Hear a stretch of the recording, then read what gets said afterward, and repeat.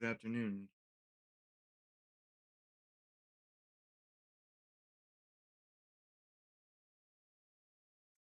How's y'all's weekend been so far?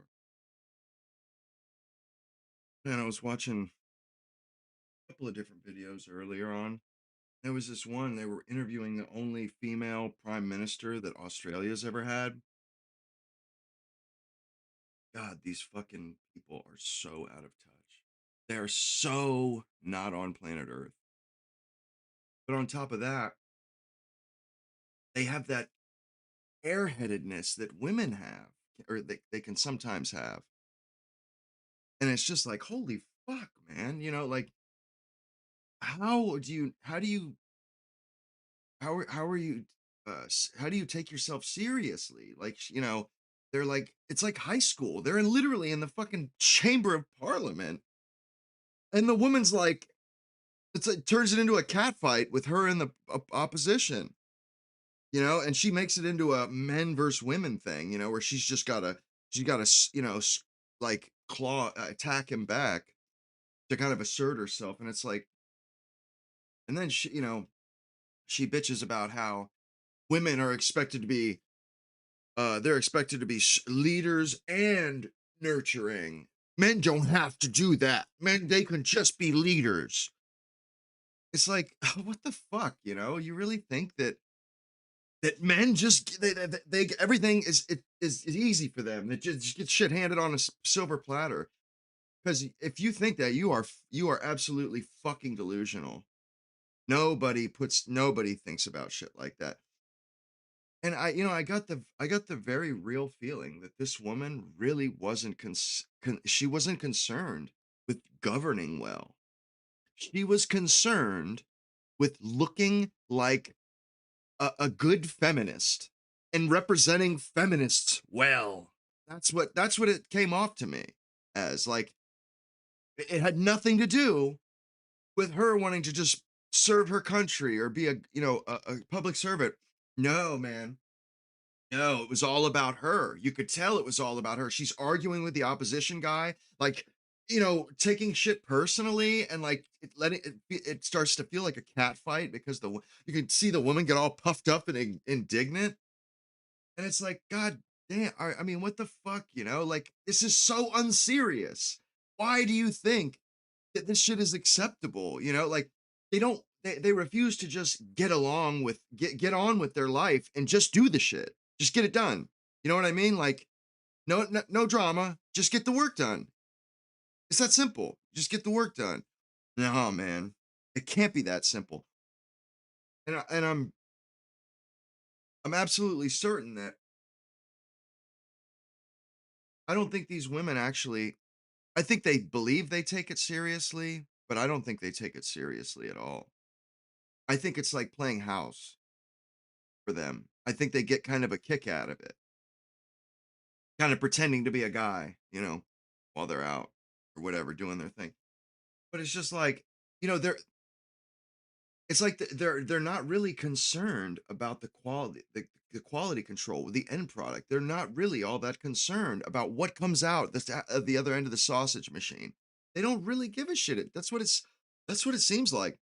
They're just not concerned with the end product. They're no more concerned with how they get there, how they're treated from point A to point B, and how they treat people. It's just like, God damn, you do realize that the end product is actually what people are buying, right? I mean, you get that, right? Like, they don't give a shit about the other stuff, but and the one in Australia, my God, man, she is so obnoxious, bro. Just a bitchy older boomer woman, bro. And just she thinks that boomer women are the greatest human beings that have ever lived. That's the feeling you get. And she's like, she's blown her, her and her colleagues have been fucking glazing each other for, you know, her entire, 40-year career, most likely. She's been getting glazed by her other feminist friends. And she like, yes, I was back when this first started back in the 90s. With her upper class fucking ruling class accent. And it's just like, you go fucking go pound sand with that attitude, you bitch. Like, And it's like, why do you know? You wonder why we really don't feel comfortable with letting you rule us or letting you kind of call the shots because you're more concerned about not looking weak on camera. You know, like it just it came off to me as like a child who didn't was stubborn and didn't want to lose face with a teacher or something. You know what I mean? Like a and the kid almost like Donald Trump getting caught in a trap and then there's no place to go but down. All you can do is lie or whatever and make it worse. You know what I mean? Like that used to happen to me as a kid. I'd be all stubborn because they would do something unfair and I would just be like, you fucking you know, like I just wouldn't take their shit. You know, I had a my fifth grade teacher. I remember I had a messy desk in like fifth grade, you know, and this bitch knocks my desk over, man. Knocks my motherfucking desk over, dude. Makes a mess all around my fucking area. I came into class, I said, "You're out of your fucking mind if you think I'm picking that up." I said, "There is no fucking way on planet Earth that I'm picking that mess up, you fucking bitch." I was like, "You're fucking out of your mind." It's not like I needed the desk. And she even talked to the janitor and they left it in the class for like a week. I was like, I'm telling you, I don't give a fuck. That shit can sit there all year. It's cool with me. But it's just and at the time I really didn't it really wasn't up to me. I felt as though I kind of really didn't have a choice. And I mean, they dragged me out of class a couple of times. Like I remember at least one time, I just and it was because of that desk. Because she was like playing this game with me. It was like an escalation game where she just assumed that because she's the teacher and she has authority over me that somehow I'm just gonna tamely submit. I just wouldn't do that. It's like, if you want to treat me fair and square and just be honest with me, then we can have a dialogue. We can work this out. We can work figure it out and not stay out of each other's way. But no, man. She wanted the horns, bro. She would pick that shit. She would pick this scab, my dudes. She would pick at this shit. Man, ooh, I had her 2 years too. They fucking doubled me up. Third grade and fifth grade, I had that woman, man. She worked at Disney too. Did a scholarship program, so she was like a hardcore lib, bro. Remember one time she accused me of groping her in third grade, bro. I was like 9 years old, and this lady, like, what? Like, turns around and like, did you just grab me? I'm like, what? She walked by me at my row, and then like turns around and like like, did you just grope me? I'm like, no. What are you talking about? I'm like 9 years old, bro. Like many years from puberty. I mean, like for real, many moons.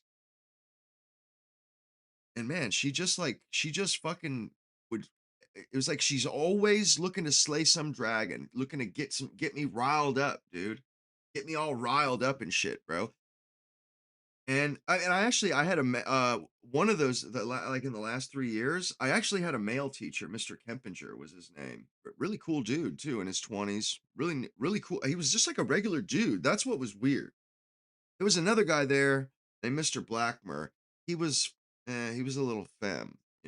His mom worked there, like his older mother worked there, and my friend had him. But this guy, Mr. Kempinger, hey man, I actually kind of saw eye to eye with the guy, and I could tell. And in retrospect, that guy was by far the best teacher of my early childhood. Like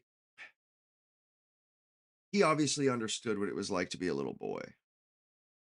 You know, and he would meet me where he would meet me where I was.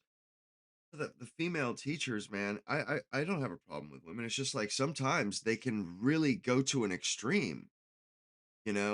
Some of those teachers can do that. Like that teacher, that woman, you could tell that she was very catty, I almost want to say. You know what I mean? Like very gossipy, catty. Like she went to war with me like a feminist, like a woman would. You know what I mean? Very underhanded, very I mean, bro, knocking my desk over and then telling me to clean it up, bro, that is some fucking cowardly, low as snake shit. I mean, dude, I just couldn't. I honestly, I couldn't fucking believe it when I walked in. I was like, "Are you no way." Like, she's like, "Yeah, you clean that up." I'm like, "You got the wrong one here." I was like, "Yeah, no, no. You must be smoking or something." Like, no. I was like, "Are you kidding me? That shit was clean. When I left it, it was clean. Now it's a big ass mess. I didn't do that." I was like, I was like, I don't know what we're gonna do here, but I ain't cleaning that up." And there was another time where I had those little Samsonite luggage locks. I put them on my backpack. She like cut them off or something.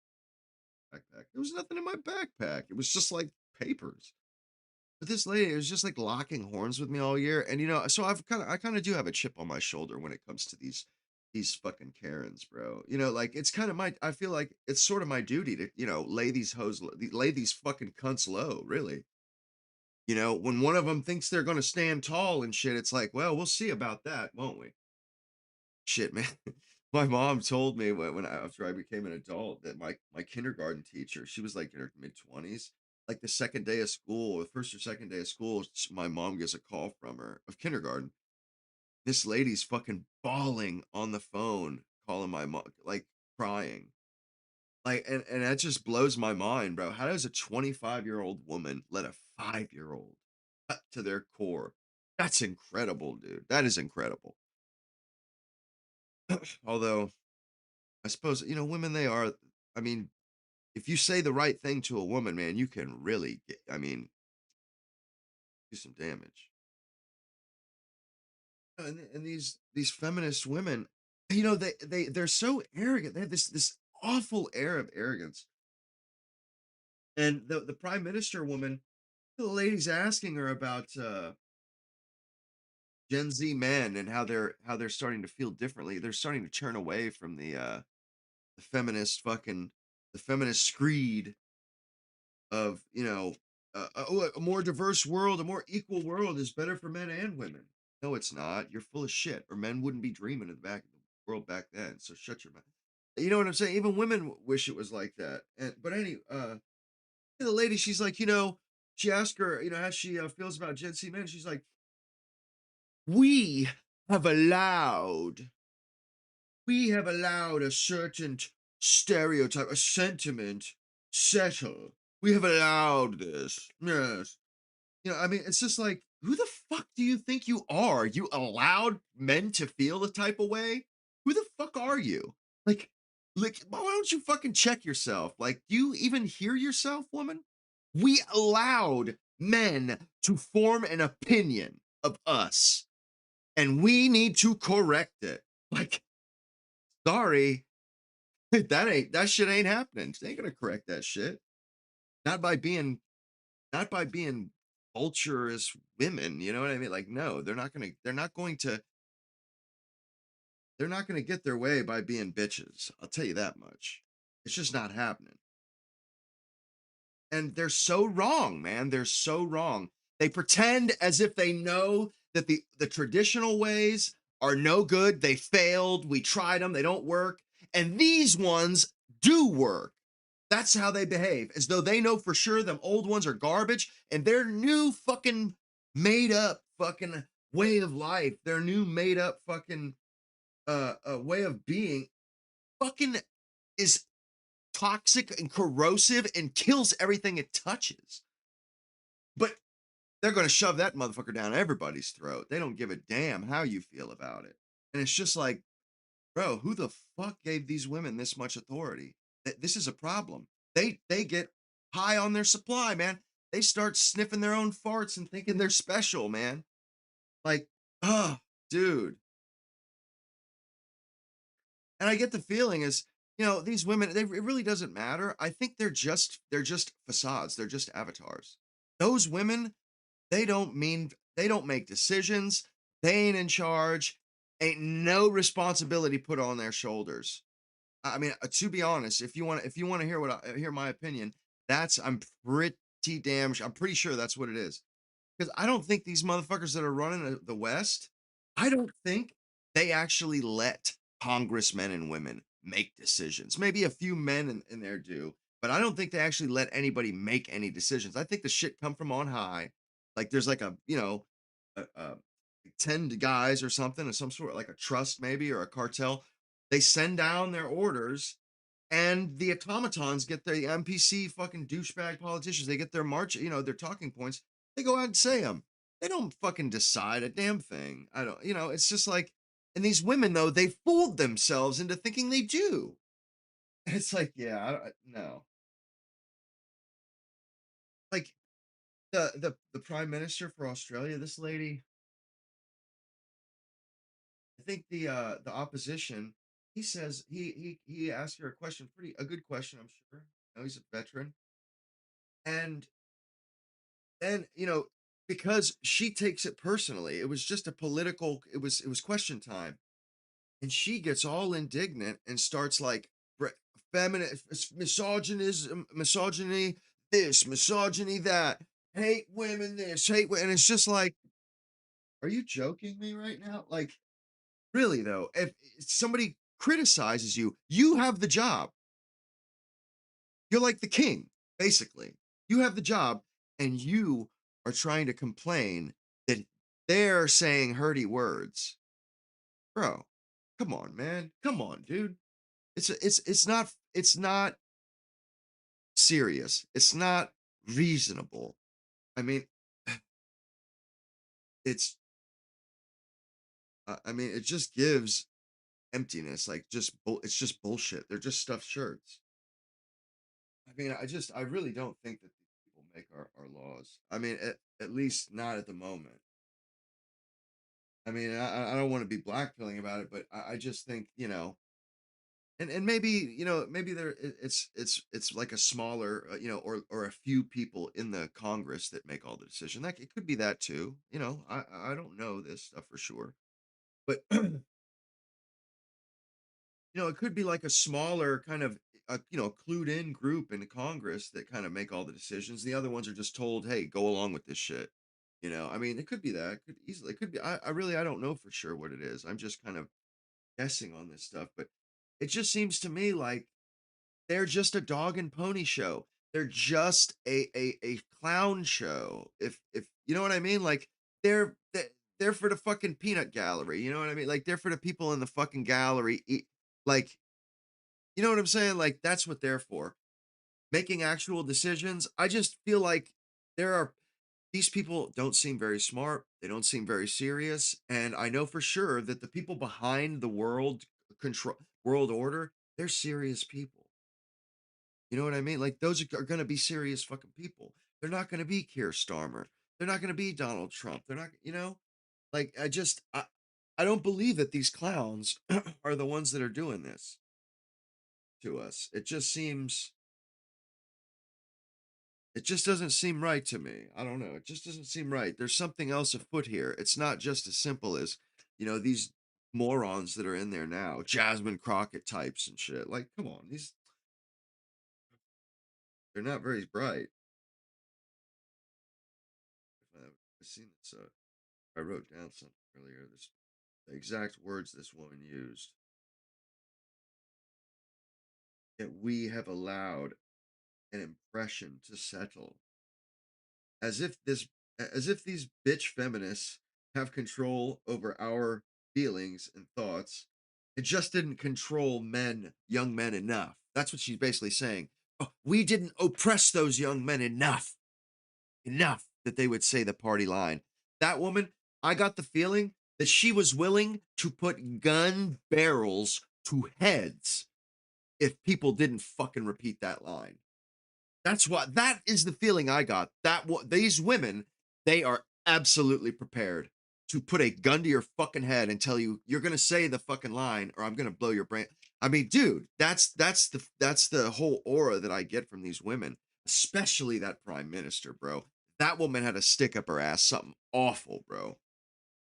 I mean, we could watch it to be honest with you, and I'm telling you, bro, these women, I mean, this she's one of those ones that's like resentful and bitchy in her 40s and 50s. They could get into like that really sour puss bitchy 50 or it's just it's no good, man. And it's just like she spends the rest of her time, or now she spends all her time trying to make men hate life. Straight up, man. Straight the fuck up, dude. oh, when there's equality, men benefit too, and it's like, how so? How so? I'll tell you what the fucking problem is, bro. They give women or men get the burden of performance.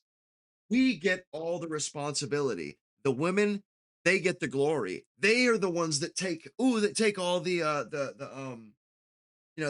the recognition for anything. And then the man, though, is the one actually staying late after work and doing the extra work so that, you know what it's like, dude, that's how I've seen that so much where the woman, she's just like kind of la di da di da, kind of just enjoying the title for whatever job she has. Like that Deborah So was the same way. It's like this woman, she's not a real scientist. She doesn't behave. She doesn't take herself seriously. She doesn't take this seriously. I mean, this is crazy. This is crazy. And I don't feel that way about all these women academics. Like there are quite, Heather McDonald. She's a very serious scholar. She does excellent work. Actually, she's extremely empirical. She doesn't like the feelings. She doesn't. Her feelings don't come anywhere near her when she's got her, doing her social sciences thing. You know what I mean? Like when she's lecturing or explaining something, bro. There's no. It's straight up data and just these are the facts. These are the facts. And because she's, that Heather McDonald, she's actually railing against these bleeding hearts, so she doesn't use emotional language in her arguments. She uses empirical data. But there are many good scholars, many good academics that are out there that I mean, of course she's Scottish, so I have an affinity with that. But she actually is she's a very good scholar. These other ones, they're not good scholars at all. They don't take themselves seriously. They think it's just like fun time at career daycare. That's what they think. Whereas men actually have to fucking perform. Like I was saying the other day, these women, it really doesn't matter what they do before they get married. If they decide to only take a year, like a gap year, I guess, and then get married a year after they leave high school or something, or they spend their whole 20s just doing porn, it doesn't matter because when they don't have to achieve anything, they don't have to be successful to get married, and then they become they get swept up off their feet, and that's no fault of their own, and good all I'm glad they have that, but it's just like it's crazy that we're giving them these really excellent jobs and they don't really have to perform. They don't have the burden of performance. They could take it or it don't matter. It doesn't matter. They don't need the job. They don't need the money. The guys do. I mean, or they can't provide for a family. They can't attract a woman. The woman doesn't need that at all to attract a man. But like, it just fucking blows my mind that that's what we've done. And they don't, like I said, they don't take it seriously, and they're not like that Deborah So. A lot of her research, bro, it was a lot of feelings, man. It was a lot of feelings, and I could tell I mean, she wasn't using academic rigor to test her thesis and shit or for the book. Dude, I could tell that shit ain't nobody really questioned her because I mean, you could tell like she would she thought she was doing it objectively, but there were certain the parts that she was interested in was the what she focused on. She might have had 20 bullet points and only two of them she was actually interested in. So she like breezes over 18 of 20 bullet points and then like takes 2 hours to talk about AI robots and sex bots and shit. It's like, come on, man, for real though. Like this is ridiculous. You read a whole book on this? What are they? You just gave you a topic and you just wrote the hell you felt like writing? Because it had nothing to do with the with the name of the book and the just man, it just wasn't all that impressive, bro. And that's when I came out. I came out the next day and I was like, bro, these women ain't it, man. If anybody's expecting these women to get us out of a pickle, I got news for you. It ain't happening. They ain't gonna do it, bro. If because right now we're at we're kind of at a crossroads. We're dealing with some problems, birth rate, replacement, shit. If we expect these women to get us out of any real trouble, bro, I mean, It's not happening. It's just not happening. And I just I don't we shouldn't fool ourselves. Like, and that's the thing. That's why men are done with the feminism thing. It's like, yo, if it doesn't get done right, we end up having to do it right. Coming behind them and or coming behind and doing it right anyway. So just fucking cut all the bullshit out of it. I'll just do it myself from the jump instead of her getting the credit and me having the burden and the work. You know what I'm saying? Like, I think that's the way men see it. Like, yo, we have to do everything anyway, except with this bullshit paradigm, we don't get the credit. They get the credit. Everybody pretends like they actually did the work. They didn't do the work. That's not, who are we fooling? Who are we fooling? These women aren't producing. They're not putting in, like, they're just not putting in a worthwhile, a work. I don't think any of it is meaningful, really. I mean, how often do you don't I don't ever see, even on the internet, YouTube, you don't really ever see women that are like really really you could tell they're successful. You don't see, like, all you see is women bitching. You don't ever see women saying, "Man, look at the bag I got. Like, man, I'm fucking killing it out here." Never. Never. It doesn't happen. It doesn't happen. And to me, that just I'm just thinking to myself, like, I would imagine probably because it don't happen. I have a hard time believing that, women, they just I don't know, they don't have the ambition that they used to have. I think that they were more inspired years back, and they don't have the same inspiration now. And I mean, I get it. I mean, if I would imagine that I would rather raise kids myself if I was a woman. I Because it's kind of the natural way to be. I mean, it really is, and that's why it kind of blows my mind how these fucking elites, they still don't see it. They still don't see how wrong they are about all this progress shit. And I've started to notice that progressives, they know they're in the conservative seat now. I was talking about this the other day.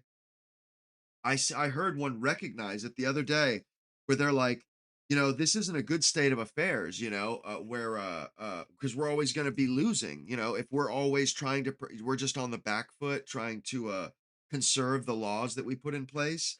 The Republicans are just going to wipe the floor with us. And I'm like, "Oh, now you get what it's like, assholes." Like, they pretend like they're special, or they're actually, what makes it so hard for conservatives. And I was just thinking, yeah, the tables have turned, you fucks. And they know how, like, it's not a good place to be. You don't want to be in the conservative spot because you're always on the back foot. Every time you compromise, they get in, they gain. And it's just nice we're finally there. And it's like, yeah, now it's gonna be fine to put belt to ass with your fuck punk asses. It's gonna be nice to put some belt to ass, bro. Straight up, man. That simple, dude. It's gonna be nice because we're gonna go in on your fucking ass. It's like, I mean, we've just been getting the shaft so hard, man. I feel like right about now, if we rose up and said, "Yo, this is unacceptable. No more of this fucking straight white male discrimination. Fuck y'all." We fucking work our asses off. We kick in. What's up, big head? We kick in. We pay our motherfucking way. We're a net tax motherfucking bonanza for this fucking government. We actually pay for these fucking wars and these social programs and all this bullshit. These women, they don't. They get more money back than they pay in. That's bullshit. Like, and yet they're allowed to believe that they're like just total entrepreneurial badasses, but really they're a net tax negative. And I'm just fucking sick of this double standard of women getting all this fucking recognition but doing none of the work, man. That is all I see. It's legitimately all I fucking see, man. And I'm tired of it. Tired of it. They don't work for this shit.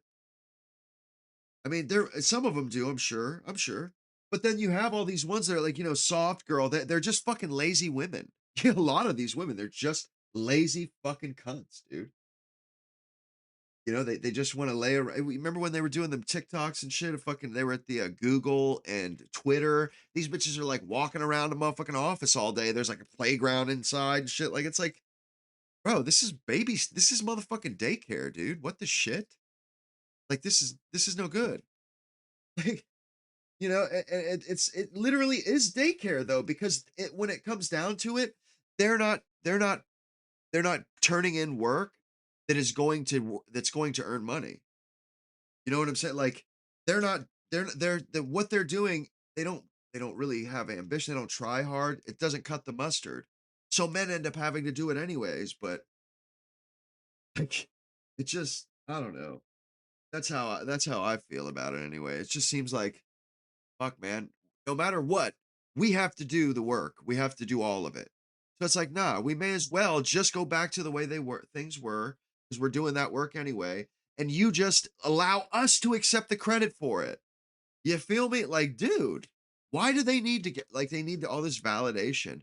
And I think, like, that's what their career pursuits end up being. Their pursuits in politicians, just a search for validation. They've been told that they need to beat men, they need to fight men, they need to compete against men, and they just don't feel right until they do some of that or something. And then they spend their whole time in these serious as a hard, like, serious as death roles in our society, that we need people to perform. Like, if we're like, we need it.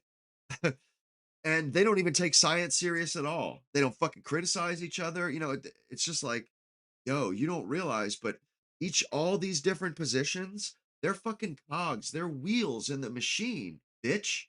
And if you aren't turning the fucking wheel or the cog, you are a grain of sand in our fucking machine. We need to get those grains of sand out of our machine, man. That's what's grinding this son of a bitch to a halt, dude. These women, lazy ass women, that, and they're selfish as all get out. They don't want to have kids. They just want to spend their money on what, on them. You know, I mean, it's just like, dude, we need a serious, a moral revival up in this motherfucker. Straight the fuck. That's what we need, bro. We need a good old fashioned fucking revival, man. No more bullshitting. Like, just tell these fucking kids straight, like, yo, man, y'all need to fucking tighten up. Bro, and like in Daytona, woo, that shit, bro, them people were stampeding on the beach. I used to live over there. And I was just thinking to myself, like, oh my God, bro, I'm so glad that I was never there when there were a fucking a herd of wildebeest pull up. A herd of fat wildebeest and zebra pull up with their big old fucking donkey ass. Their fucking zebra donkey asses. Fat ass fucking, ugh, disgusting, dude. Showing out, dude. And they're just animalistic, man. They're so feral, so wild and out, you know. And it's just like, oh my God, what the fuck, bro? You know, I finally see they have people in their community standing up and saying, enough's enough, bro. We're done with this. You know, and Kevin Samuels was one of those guys too, where, you know, he didn't fucking sugarcoat. He's like, yo, bitch, our culture is tired of your loudmouth asses. It's fucking tired. Up top to bottom. The whole culture is tired of your bitch asses. Even your own people are tired as all get out from you. You know, like, people don't want to deal with you. They just, yo, leave me the fuck be. You know, it's to the point where these fucking sheriffs, like in Daytona, them dudes ain't bro. First of all, Miami broke up with their asses like a year or two ago. Remember, Miami's like, hey, this time we had a talk.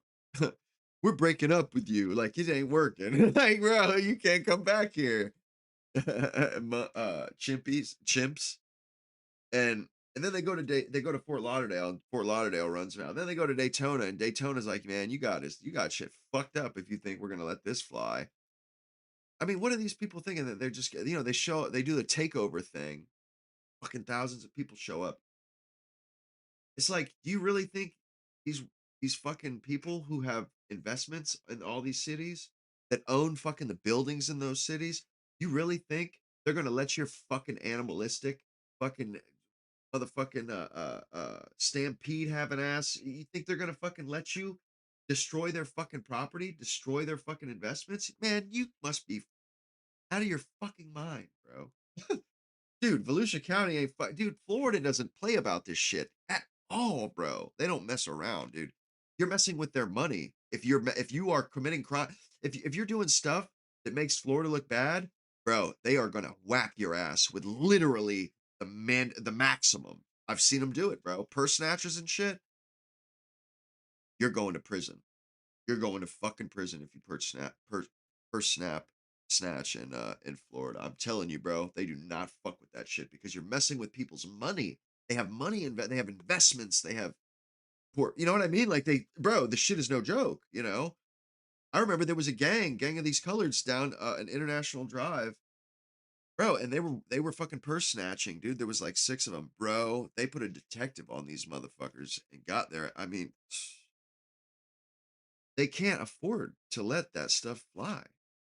You know, too many people, like, they can't afford for other customers, other visitors to be like, "Oh, I ain't coming back." You know, they can't afford that. They have to set, they have to have a and actually it's kind of nice to see white people just saying, "Hey, we don't, call us racist, call us what you fucking want to call us. We don't give a shit. You're not coming over here, and you're not fucking. You don't run the show, motherfuckers. You're broke. You are loser ass mother. You're broke as shit. You're dumb as a fucking bag of rocks. No, this shit ain't going down." And they think they're hard and shit, and they're gonna do something. It's like, no, them dudes can put a lien on your fucking house, you dumbass. They could just fucking take your house. You realize that they really can. It's not bullshit.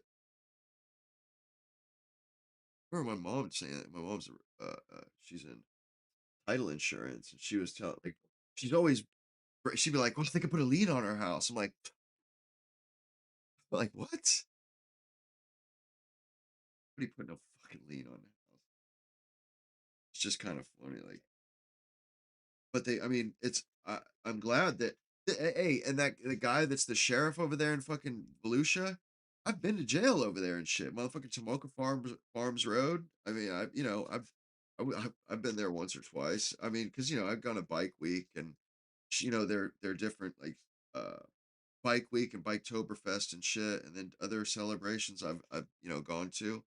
And it's not that hard. If you're partying, having a good time, it's easy to when you're younger to fuck up and show your ass and end up in a fucking jail cell for overnight. You feel me? No biggie, but it really is, it's a good fucking beach. It's a nice place. And it's a nice fucking town. And you should behave with some fucking decorum if you come visit it, and I don't see why, that's not crazy. Because there's plenty of colored folks that live in New Smyrna and Daytona. Bro, they behave fine. They behave absolutely perfectly, bro. And they don't get a fucking lick of flack for this. And they're not construed with the ones that are causing the trouble. Nobody wants to be fucking dickheads or racist. Like nobody wants to be racist. I mean, nobody got time for that shit. It's like nobody. No, people are concerned with doing their jobs and shit, feeding their kids, not fucking your stupid asses. You know what I mean? Like it's just funny how these people they think that everybody just spends all their time thinking about them. It's like nah, bro. Nobody thinks about you when you're when you get the fuck out of here. How arrogant can you be? Just seems just silly to me. And the colors like they seem to be really susceptible to that though too. The thinking everybody cares about them like and they've had it crammed down their throat that white people just want to keep them down. It's like white people don't give a shit about them. Like what the hell are they talking about? Nobody sits around thinking about these people. Nobody spends fucking day thinking about them. But they'll be gassing each other up, trying to convince each other that they're special. Like whatever. I mean, it's just delusional. It's like they don't have to like pretend that they invented and put and built the pyramids. They like I don't. It makes them look dumb.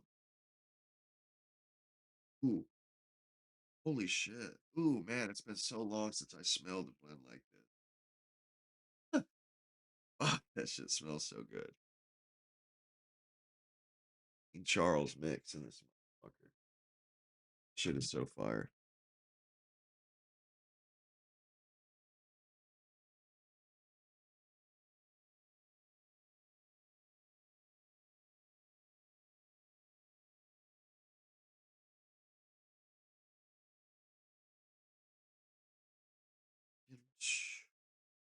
Yeah, I don't know why. I am starting to smoke my pipe again. Seriously, like I'm probably gonna quit smoking cigarettes in like the next week or two.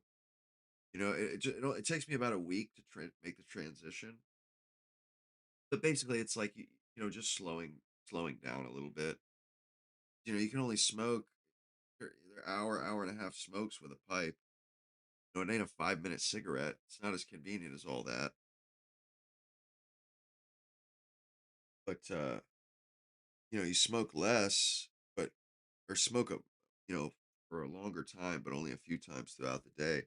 And I just, it's like I get used to that, and then I don't even think about cigarettes anymore. And honestly, I get as much satisfaction out of pipes as I do cigarettes. It just takes about a week to readjust. And honestly, man, I'm almost my dad's age when he quit smoking, and I remember him saying when he just quit cold turkey one day too. And I remember him saying that waking up, his fucking chest was, he was coughing shit up, and I've been having a problem where I cannot get the shit up, man.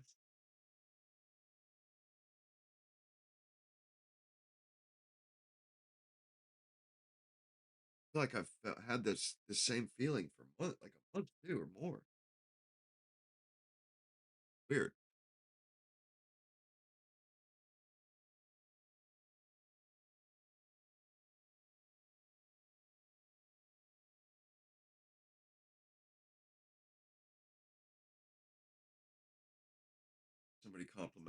Somebody complimented my pipe from yesterday. It was the Canadian, the long ass, really nice. I love that pipe. I love that. I love that.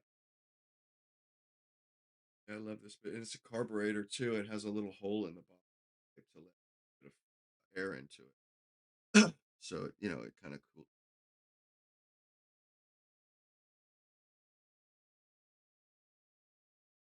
Like it's so tangy and delicious, creamy too.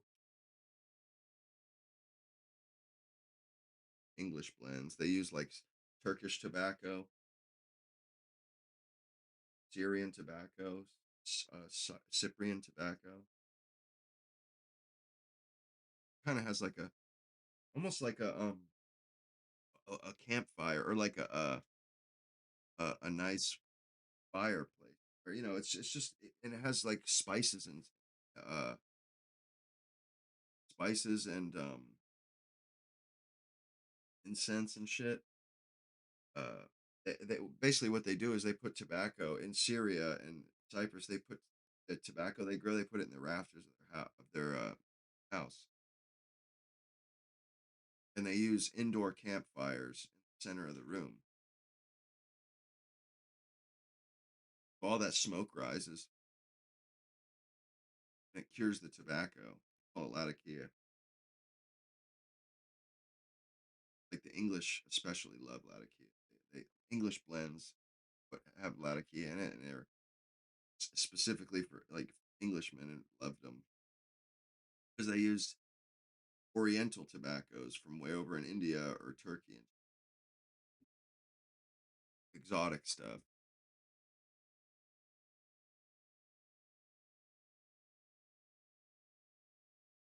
Like there's one Balkan Sobrani. It's a really beloved tobacco blend. But like, luckily, I actually saved up some of the good shit because like this one specific company, the oldest English tobacco company, it's the oldest one still left since 1820. They've been doing it, but it's like their tobacco is just it's exponentially better than what you get from the Scandinavians and American tobacco companies. Exponentially better to the point where it had a black market value. It had resale value. You could buy it from a store or brick and mortar and turn around and sell that shit on eBay or sell it black market sell it. And they actually there are other companies that commission blends to be made that and that company will do it in England and they'll put your they'll put your brand on it and shit. Like there's There's a brick and mortar here in the U.S. in Ohio called Smokers Haven, and they get their tobacco specifically from that company in England, and it's beloved. It's beloved. It's a beloved pipe tobacco. Like all pipe smokers know, it's called Germain and Sons tobacco.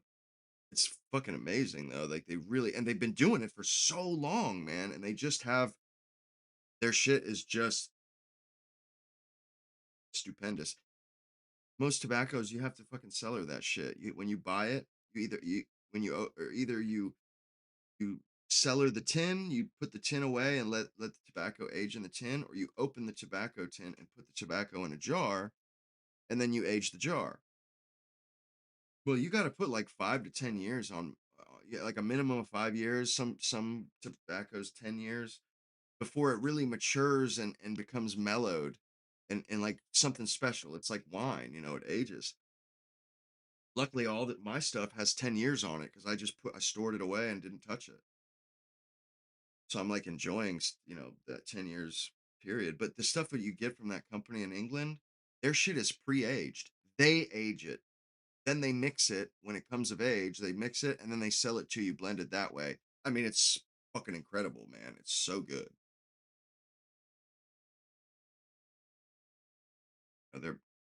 They sell out. As soon as that company sends over a shipment, they sell out. As soon as every company that their second or their brick and mortars the retailers that sell it, they sell out almost as soon as they get it.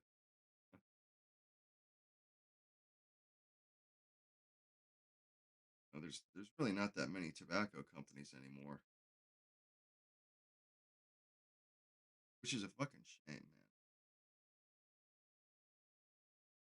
The modernity, it's almost like it doesn't discriminate, man. The way that tobacco was just, dude, it was like a witch hunt,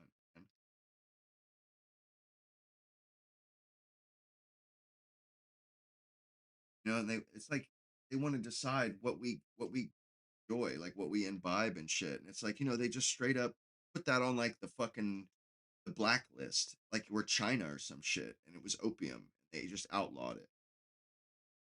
Like, bro, where the fuck do you people get off, man? You're just gonna fucking outlaw the use of it everywhere? Fucking, you know what I'm saying? Like, where the hell do they get off with that shit? Like, and then they poison the culture with it, like, made it to where it was like, ew, like people discriminate against you if you. It's like, dude, it's fucking stupid. Why did they do this? Like, it's just, I feel like they go out of their way to do shit that is deleterious to humans. Like, that's their goal, man, is to fuck. It seems like it's their goal. The end result, the fruit of these motherfuckers' labor, it ends up just making people feel like, why am I even trying? It's all so tiresome. And they wonder why the birth rates decline. It's just like, yeah, because you make it not worthwhile. You make the juice not worth the squeeze. So women tend to do that.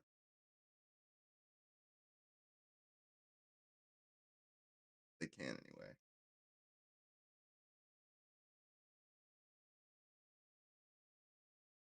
Still can't believe that woman said men benefit from equality too. Like, she just seems to think that if she just informs the men how much they could be benefiting if they just went along with her worldview, they would, go along with it. I mean, it is the perfect worldview. As you know, I am a female, or she is a female, but like, it just, it's so childish, so like dumb. Like, you really think that it's that simple, huh?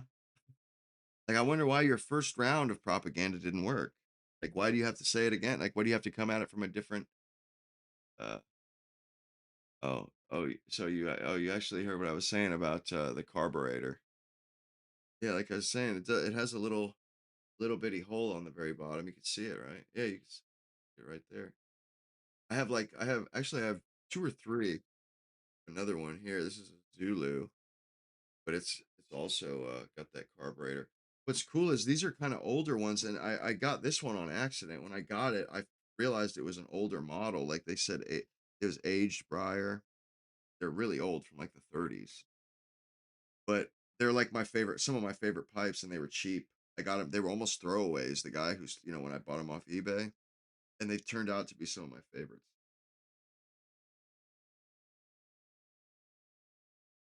There's something about pipe smoking. It's just like, because you're using the same pipes and stuff. I don't know. It's just endearing.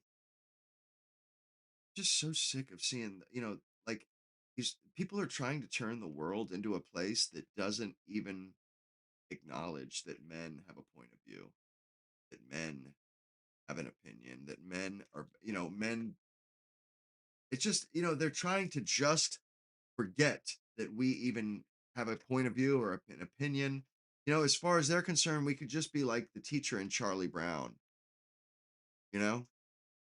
Like they don't really want to hear what we have to say.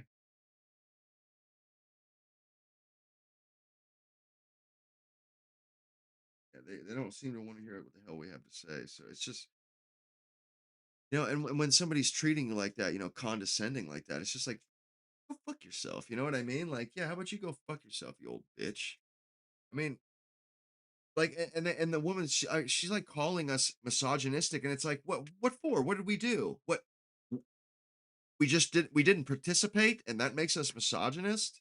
Dude, fuck you. Like, I don't give a shit what you think. Like, men, no, men aren't doing anything. Women, they bitch and moan and bitch and moan. At least men just shut the fuck up. They don't waste their time bitching and whining all the time on the internet. Woe is me.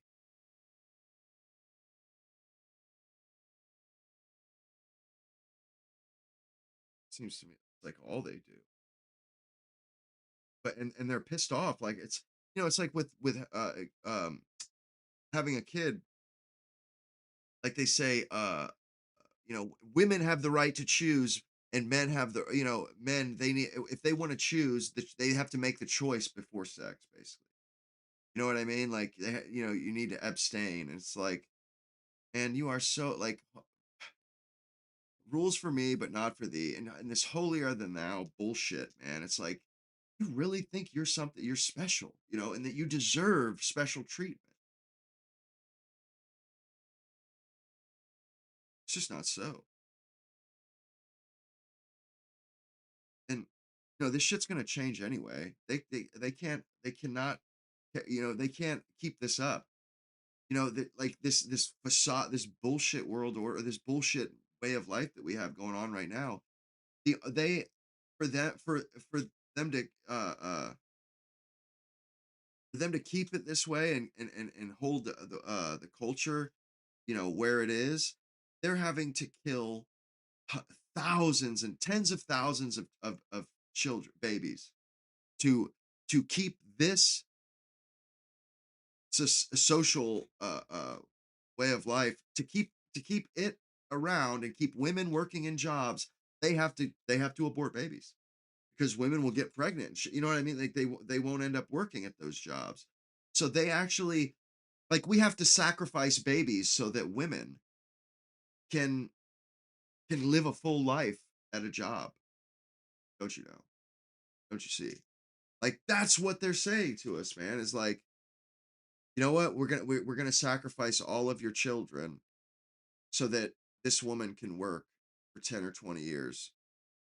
She can work you. She can have your job, and then you can go dig ditches. And that's about the size of it too. It's fucked up, man. Like, it just blows my mind. Especially, I see these beautiful women, beautiful white women, blonde hair, just fantastic looking, and they're throwing their lives away. OnlyFans, they're getting fucking railed by some Tyrone or some shit. It's just like, are you shitting me? Who the fuck told that girl that that is a better way to spend her 20s than fucking having children and raising a family? Who the fuck did this? I wish I could fucking meet the man. I'd beat his fucking ass, man. I mean, all the women that would have made, they like generations past, they would have reproduced and had beautiful children too. They would have made some guy fucking absolutely, a satisfied man. Instead, some greasy piece of shit fucking moon cricket gets to gets that enjoyment, and it's all for fun, you know, because they'll just abort whatever, if anything happens. You know what I'm saying? Like it's just disgusting. It's like this death cult, bro. And them colored guys, they contribute into it. They feed into it. I mean, the smart girls know better. Ain't nobody gonna talk to that bitch after that. Like, nah, I'm good. Thank you. I don't mess with the mud sharks. Oh, show. Do not. I mean, I don't even like being around them guys usually. They're just fucking they're greasy, you know what I mean? Like the way they talk, the way their attitude is and shit. It's just like, ugh, bro, this fucking nasty mother. I get this fucking like almost like a gigolo kind of a feel like, bro, you just like some fucking effeminate woman kept man shit. Like, get the fuck from around me, dude.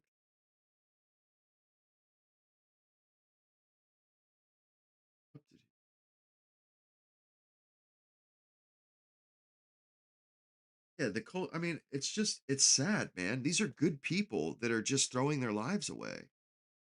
And like, I don't believe that these women truly understand what they're doing and that they're rather than starting a family, they're choosing to go into porn or whatever. And it's like, how is that possible? How are they led to believe that that's a good idea? That's a good alternative.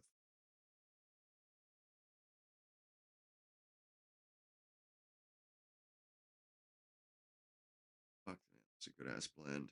Been a minute since I had this one. King Charles mixture.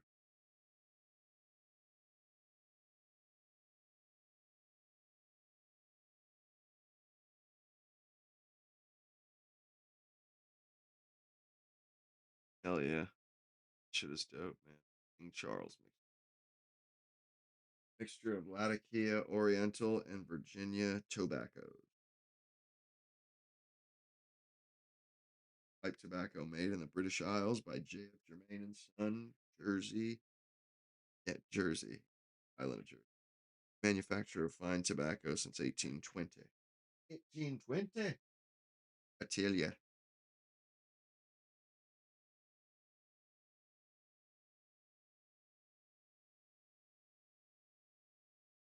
Absolutely. Hmm. Thank you.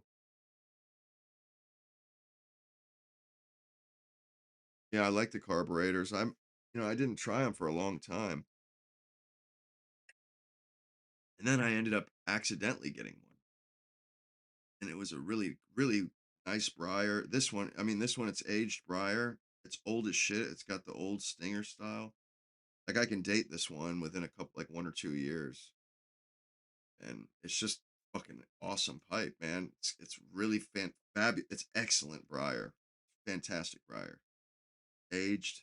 Like I really care about this stuff. What's kind of funny is I've had this stuff 10 years. I started collecting it in 2016, my mid 20s.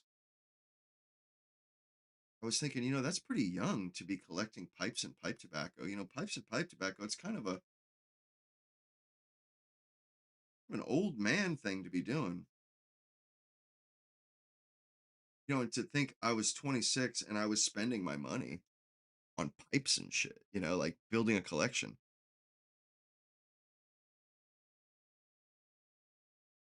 Hmm. I really like this one for working too. Like when I did electrical, it was nice. It was a good work pipe. It's a nice, good smoking.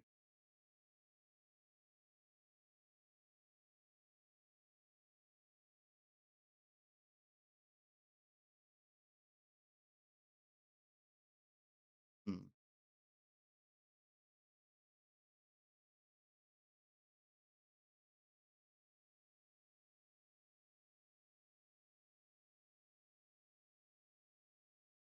was thinking about this the other day too.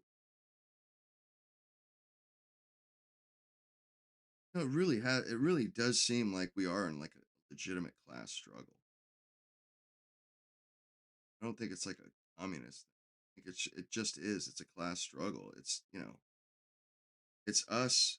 I mean, it's like whether or not, these elites get to keep ruling after they fucked everything up for half a century.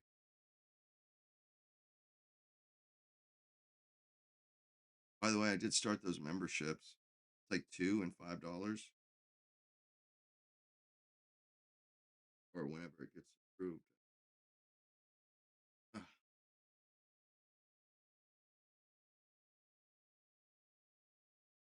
yeah, I did say electrical.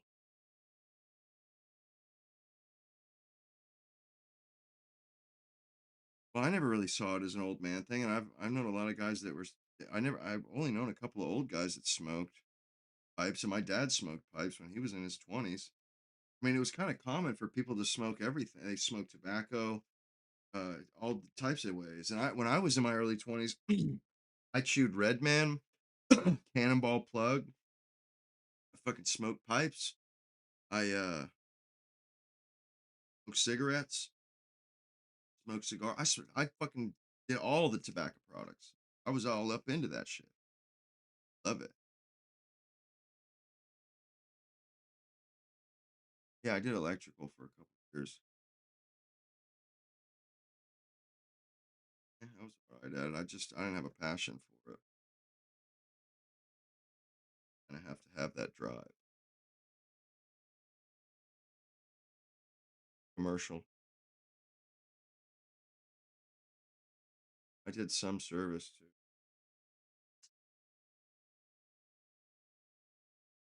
Service is all right.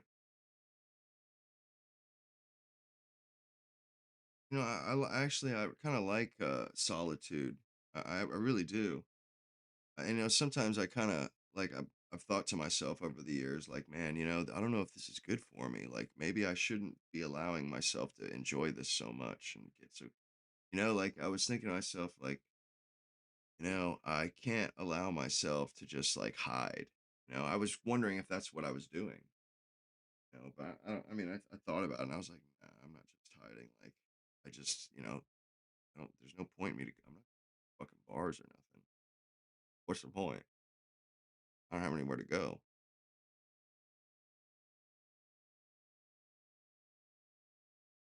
Like, and I love hearing that alcohol sales are plummeting. All that shit's all them drugs, alcohol, all that shit, STDs. It's all plummeting. It's like, well, at least there's a good byproduct of the shit. That some good comes of it. People not, or not having sex often or as much. And another thing I was watching was this fucking English bureaucrat, and this dude talking about the declining birth rate. He's going over South Korea. He's going over multiple different examples. And I just got this really it's just the same feeling I got from that feminist the Australian prime minister. Very similar feeling I got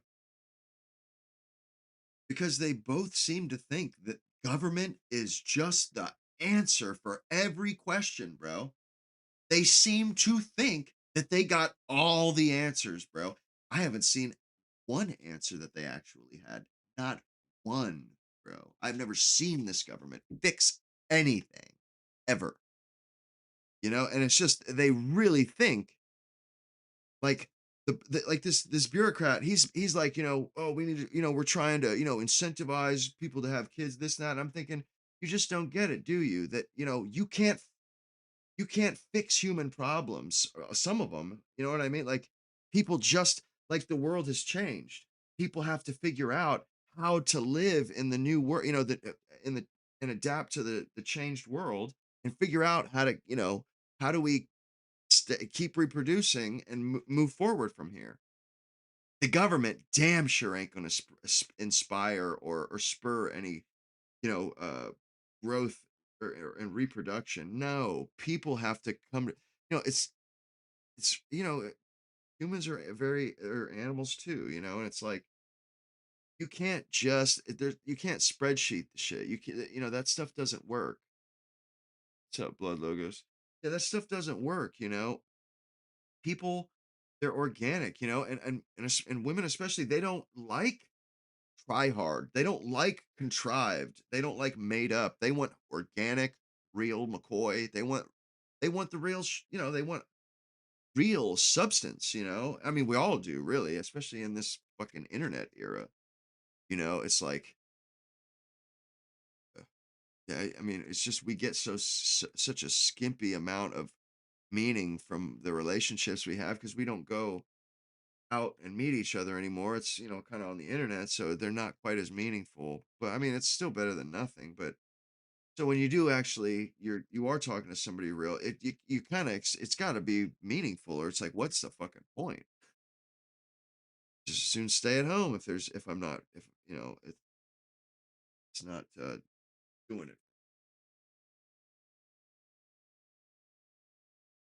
Yeah, I am a bit of a connoisseur with the pipe tobacco. Connoisseur of sorts. How you doing, Blood Logan? It's been a little minute since I seen you floating around in the streams and whatnot.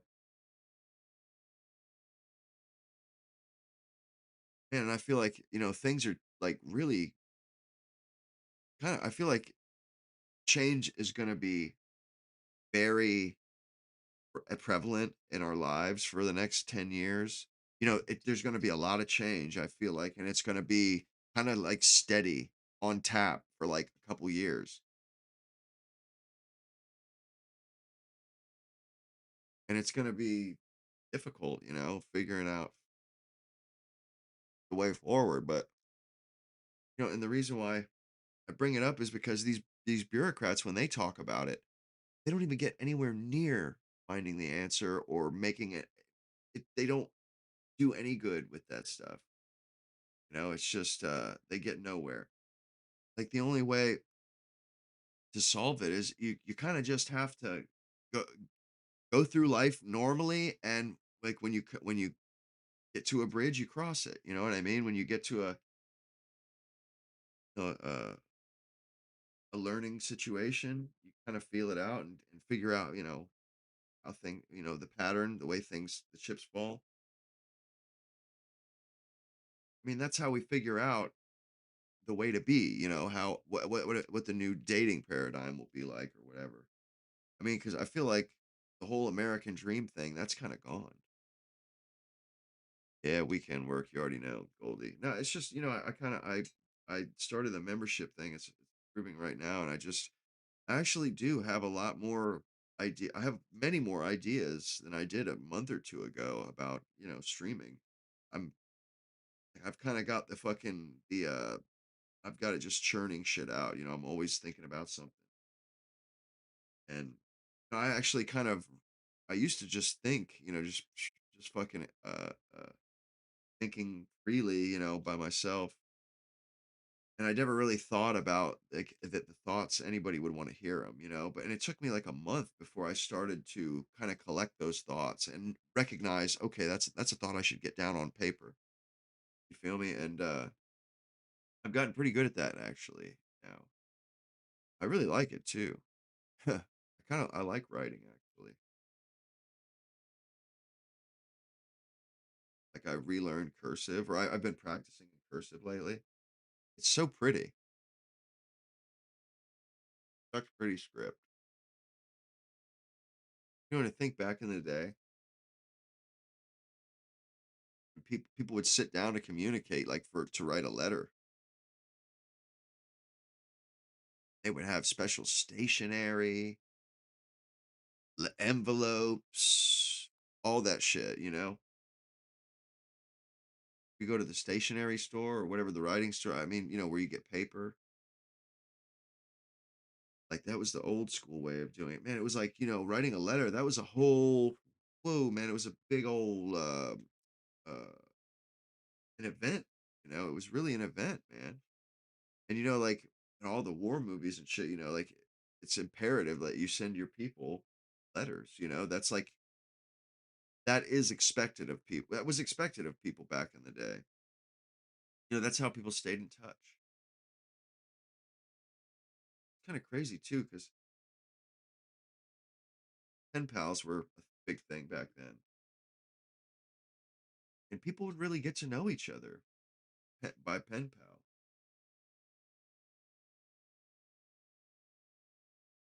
which is kind of crazy. But you know, it's like I guess when you know back then, you there wasn't really a whole lot to do, and you didn't live in town typically. Had to have stuff to do. Something I seen Chris Professor Zhang saying talking about t- uh, how thing what things will happen, and he was saying that at some point our supply chains and you know because energy will get expensive, you know, and we won't be like food will become more expensive and it will become a little, you know, we won't have quite the abundance we have now. And he was saying that that will cause cities to be undoable because it's too many people and packed in one place, not out working fields. So he's like, you know, cities will kind of disintegrate. They won't disintegrate, but a lot of the people that are living in cities now are going to move to rural areas to start farms and stuff. But especially though to decentralize where people are, because you know, like it takes a lot to get you know gather all that stuff. You know, and you have to have supply chains because you're sending food to markets. Whereas when people are out in the rural areas, they're actually growing their own food. So you don't really need fucking. All you need to get them is the seed.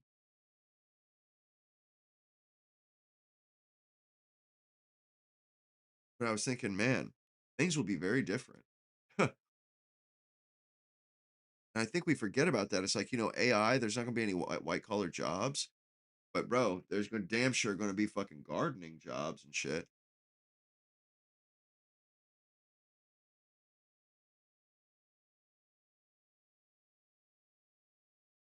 Excellent.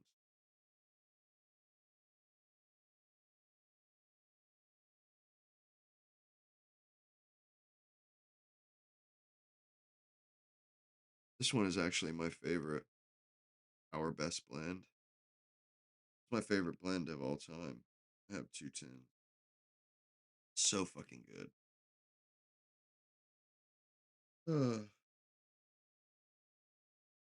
Like a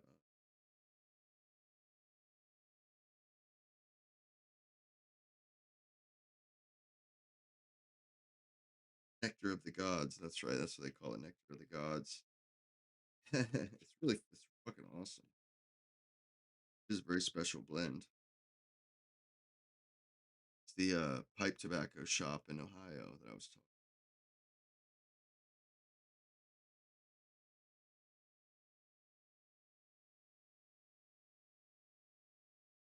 Hmm.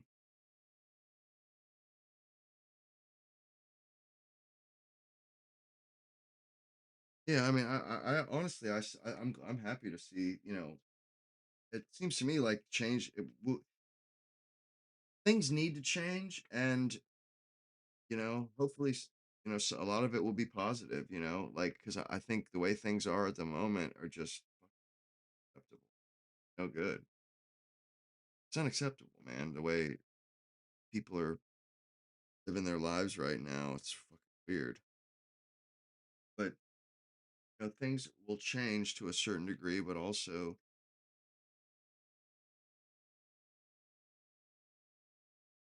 you know, it's just it's not, it'll be a different paradigm. I mean, and we'll have a chance to, you know, kind of like things are up in the air. Nobody knows how we're gonna adapt and shit. You know, so we still have to, you know, that's still up for debate.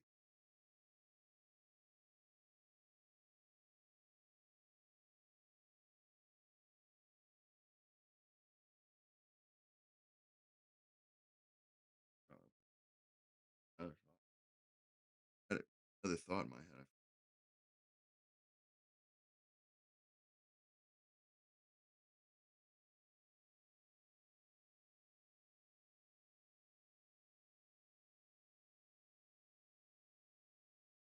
I mean, I do. I really think I do see positive. A lot of positives in it. And feel like those women have to be debated. Those like the prime minister. These women have to be sought out and debated by guys like me, guys like you. We have to get out and get and chop it up. We have to get out and trade blows. We have to refute these people. We have to show up with rebuttals that are concise, that are cutting, that are blistering critique. You know what I'm saying? Like, dude, uh real deal thinking, philosophical thinking, logical thinking, where shit fits. I mean, because and there's a way to do it. There's the art of rhetoric. It is possible to construct an argument that is absolutely impenetrable, that is impregnable, and where you just say it so concisely, people can't really argue with it. You know what I mean? Or you figure out an example that you can use that just you know, uh, uh, puts it into words with a fucking bow on it. You know what I mean? It makes it so easy to understand the concept you're getting at. I mean, I've done that where it's just like, man, you come with a perfect example, bro, and everybody, smartest, I mean, above average, below average, doesn't matter. Everybody gets exactly what you mean. That's a good feeling, man. When you're able to, when you're able to perfectly articulate and convey an idea to another person, and they absolutely understand what you're talking about 100%. They know all the context. That's really fun. I mean, I get a kick out of that kind of shit. So, I mean, I kind of pride. I do take a little bit of pride in being able to put things into words so that everybody can understand it. I like to, be clever too. I don't like to just use the same old cliche fucking way of explaining shit or examples. I actually go out of my way to make sure that, because really, like with literature and stuff, the flavor of literature is in the fact that there are so many words that you can choose from. That is so special. And you would be leaving a lot of flavor on the table if you were to leave that out. Vocabulary and different words like, facetious, cantankerous. Although I would say cantankerous is a little bit, it's kind of black fair. I've noticed they like to say that a lot to sound intelligent.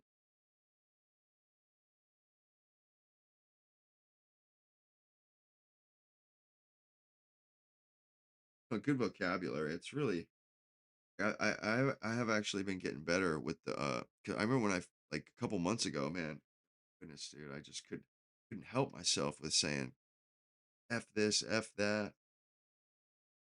Kind of embarrassing, actually. But kind of embarrassed. And I've just been slowly been a little bit more deliberate. And because I slowed down, just I could still cuss, just not like a sailor. It's hard. You're not going to get anybody to subscribe to a Substack or any of that shit if you just every other word is the F word. You know what I'm saying? It's just not happening, man. That's not valuable. Not at all.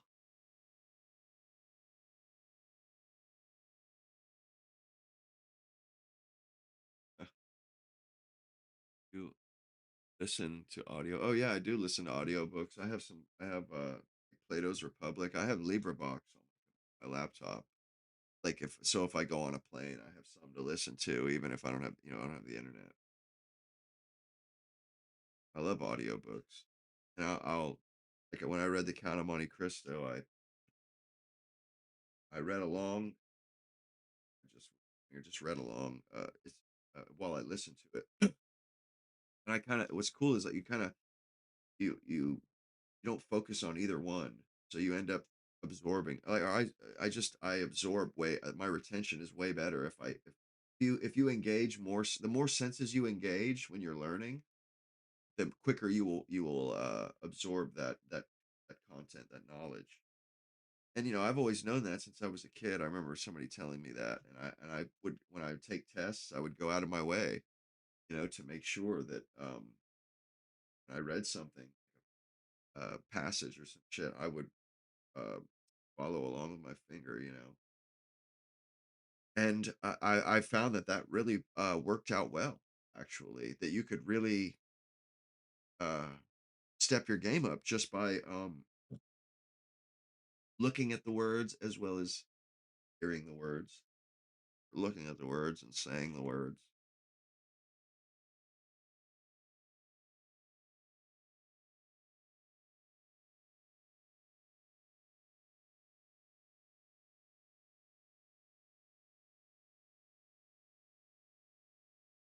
And it's a possibility, Jesse James. I don't see that happening though. Like what, things will turn out like Soylent Green? I just don't see that. Like, or they start selling us our own fucking dead or to start processing human bodies and making food out of it. No. They will use dead fetal tissues, dead fetuses to heat hospitals though. They'll incinerate dead babies to heat hospitals, which they're doing in England. And they also legalized abortion up until birth in England. They just did this like last week. I mean, bro, this is such a dystopian fucking uh society. And women, they're all afraid of the Handmaid's Tale. Well, guess what? They're so afraid of the Handmaid's Tale. We got the exact opposite, the exact flip side of that coin. Instead of them being baby machines, they don't have kids and we're dying away. Like, what the fuck, man? How does that happen? You know what I'm saying? Like, bro, they get so demagogued and so brainwashed to fear one thing so bad that they end up falling for the other trap, the other, I mean, which is just as scary, if not worse, to ugh, very good existences. The reason why I feared being an old maid or a spin, that was not a fucking place you wanted to be.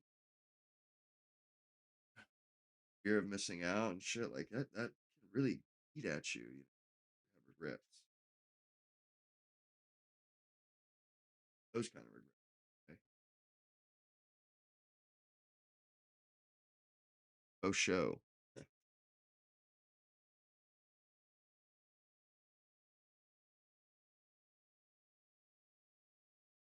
Yeah, I am gonna quit. Chris, that shit is expensive anyway. I could use the money, save the money. I could use the the relief, straight up.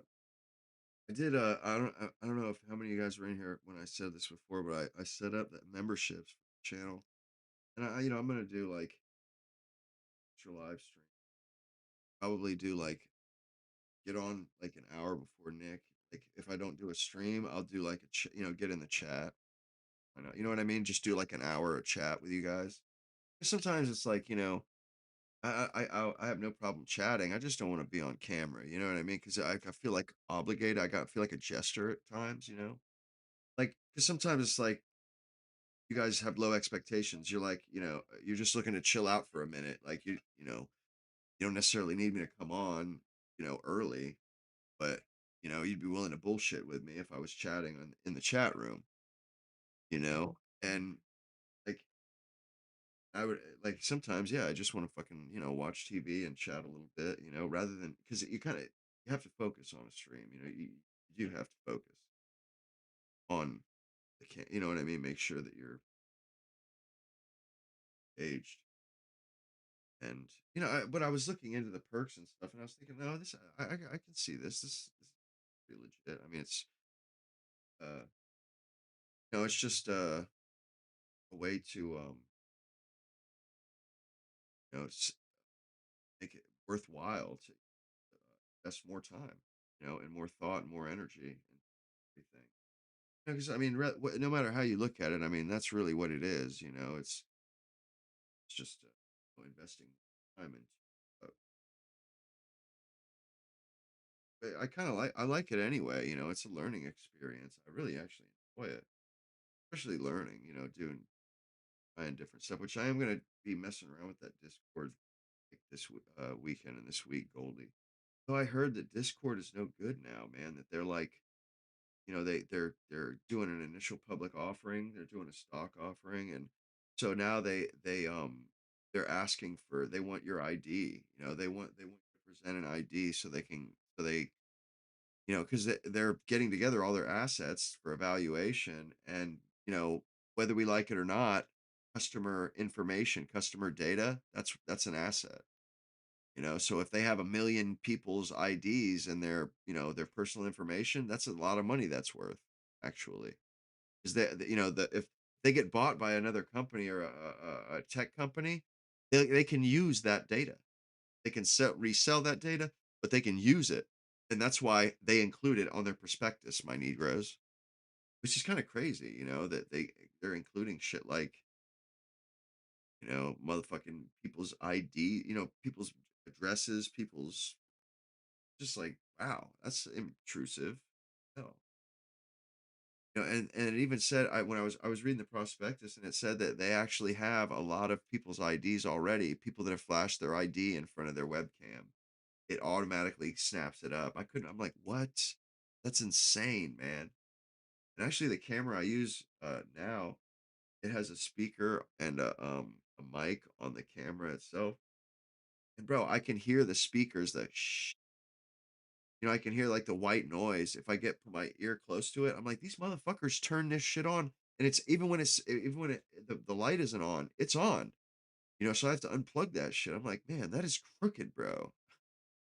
You know, these sons of bitches are literally fucking, you know, listening in. You know, just like wiretap, you know, they get to hear anything, everything that goes on, for everything. CIA, so sketch, man. You know, it's like been you know, thinking a lot lately because you know, I was reading about that elite theory and shit. But you know, I was thinking about you know, no matter what, man, if you're trying to take on class, like, you know, you definitely have to understand that there's a possibility that you could, they could take you out, that you could just get whacked. It's that's 100% a fact, you know. And I really am starting to think that, you know, Charlie Kirk really did get whacked, you know, like he was in the way and they took his ass out, you know. They did what they had to do. He was too big of an obstacle, I think. And they had him taken care of, you know, and I just feel like, you know, like if they can't quiet, if they can't corrupt you and and twist you and remold you, remake you into a fucking a carbon copy of the organic movement you're a part of, but like have you fucking, you know, where you're on their side all of a sudden, you know, they fucking totally repurpose you. Like they'll just like if they can't do that, if they try all their tricks that they did on Trump and they still can't move you, you know, Israel's just gonna remove you. You know, they've done this. And like I've seen Israel, they're doing those double taps. Fucking that journalist, that English journalist Sweeney, bro. This guy is standing in front of the camera. His cameraman's right there, and he's talking about how they're blowing up these bridges so that those Palestinians will never be able to get back home because the bridges are blown, and there's like a million of these people that could potentially fucking never be allowed back, you know, and they're blowing up these bridges with planes, bro. And the guy's talking, and all of a sudden a fucking missile blows up like 10 feet from him, bro, as a jet flies overhead, bro. Him and his dude had fucking media or journalists or some shit, bro. This fucking cold-blooded snake ass motherfucker in this jet tried to kill this man. And the dude was like, "Don't even get it you know, he had some. They took some fragments, some out of his arm. He goes, "Don't get it twisted. That was no fucking accident. That was a targeted strike. I'm just lucky they didn't get my ass." And I'm like, "What?" what, bro? And how it blew up right next. I was just like, bro, that's crazy, dude. If that happened to me, I would be like scared to leave the house, man, for a minute. Because, dude, I mean, it just out of nowhere, boom, and it's just like, whoa. I can't even imagine what it would be like to live in a war zone, bro. I don't know if I mean, I guess I would just adapt, but man, that shit would, it's got to wear on you like, that's got to really wear you down to a fine fucking her, especially in like World War One or like All Quiet on the Western Front. It gets so bad that you can't take it anymore. You drive you drive you nuts. Oh hell yeah! Thanks, James Clown. Appreciate you following.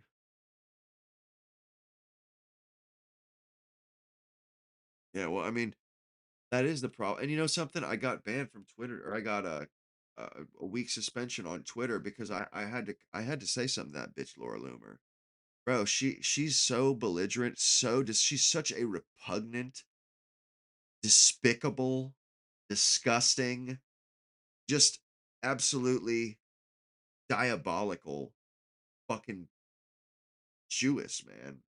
Ugh, God, bro, she's an evil person, man. She's an evil, un.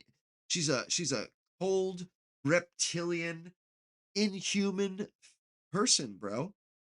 This woman doesn't have a fucking conscience, man. She doesn't have fucking compassion, empathy. She's not human. These people aren't human. I feel like, dude, like, how can you do that to people? How can you double tap children and kill doctors? Like, bro, I just,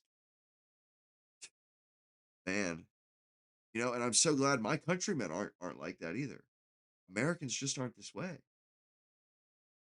Unless they're J Americans, which I told her too. I said, because she was like, we need to chase these Muslims out of our country. I said, I don't think so. I said, I think we need to chase your motherfucking ass out of this country. I think you're the one that needs to get tarred and feathered. Bitch needs to get put in some stocks and get some fucking fruit tossed at her face. Like, that's what you need, bitch. And you need to be run the fuck out of town on rails. Like, get the fuck out of our, they don't fucking belong here. And they seem to think that they built this country, that this is their country, and they have just as much right here as as we do. And it's like, nah, not by a fucking damn sight, homeboy. Colored folks got more of a right to be here than you do. They at least fucking shed blood for this fucking country. They at least, they've been there to answer the call, whenever we asked it of them. So hey, they at least have a fucking proper right to the shit, man. And even Mexicans too. They're North Americans, dude. These motherfuckers, like the Krasenstein brothers, Laura Loomer. I've had just about all I can fucking take from these, man.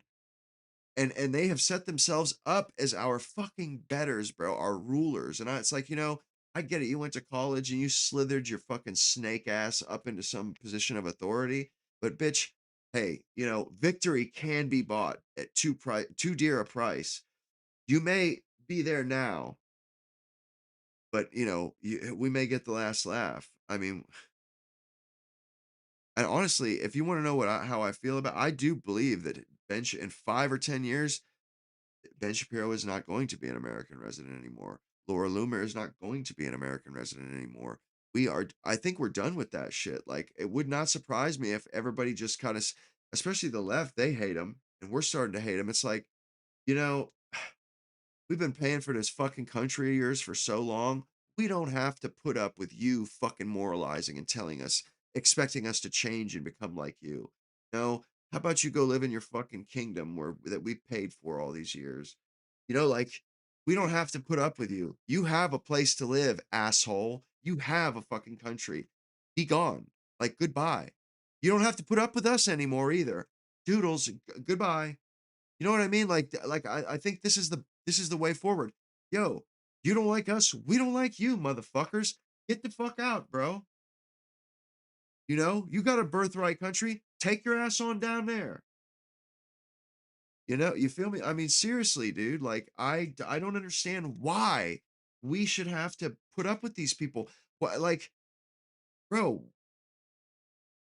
They talk like this is a it's been a multicultural country forever. It's like, no, it was never that way. You've just been twisting and fucking trying to change it since World War II, and you've almost got us knocked down to the minority.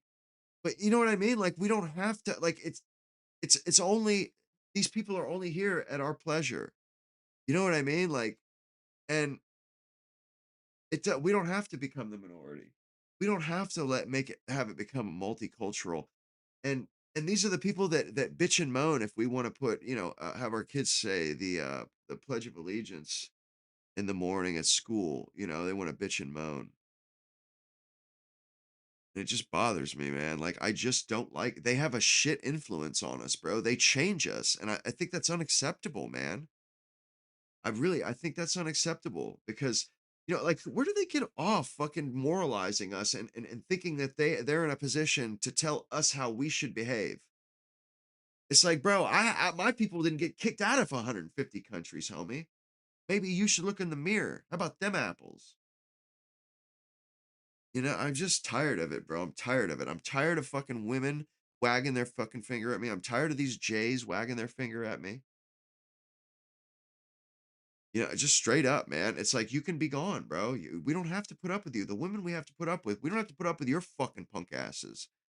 And that Laura Loomer, that shit she said over there in India, talking shit to the Muslims, like, bro, yo, you're making us look bad, man. We don't have to fucking tacitly endorse this horse shit. You're a bad person. Leave. We don't trust you. You fucking jigsaw looking ass. Shut the fuck up. Crazy bitch. She's nuts, man. And so is Mark Levin, Mr. Micro Penis himself, Micro Pecker himself. He's such a unhinged dude. Absolutely fucking insane, man. The way he talks about even the most American of us. And like that Laura Loomer was talking about, like we need to deport Tucker to one of his Saudi states. I'm like, where the fuck do you get off, bitch? That motherfucker is an Anglo-Saxon white American.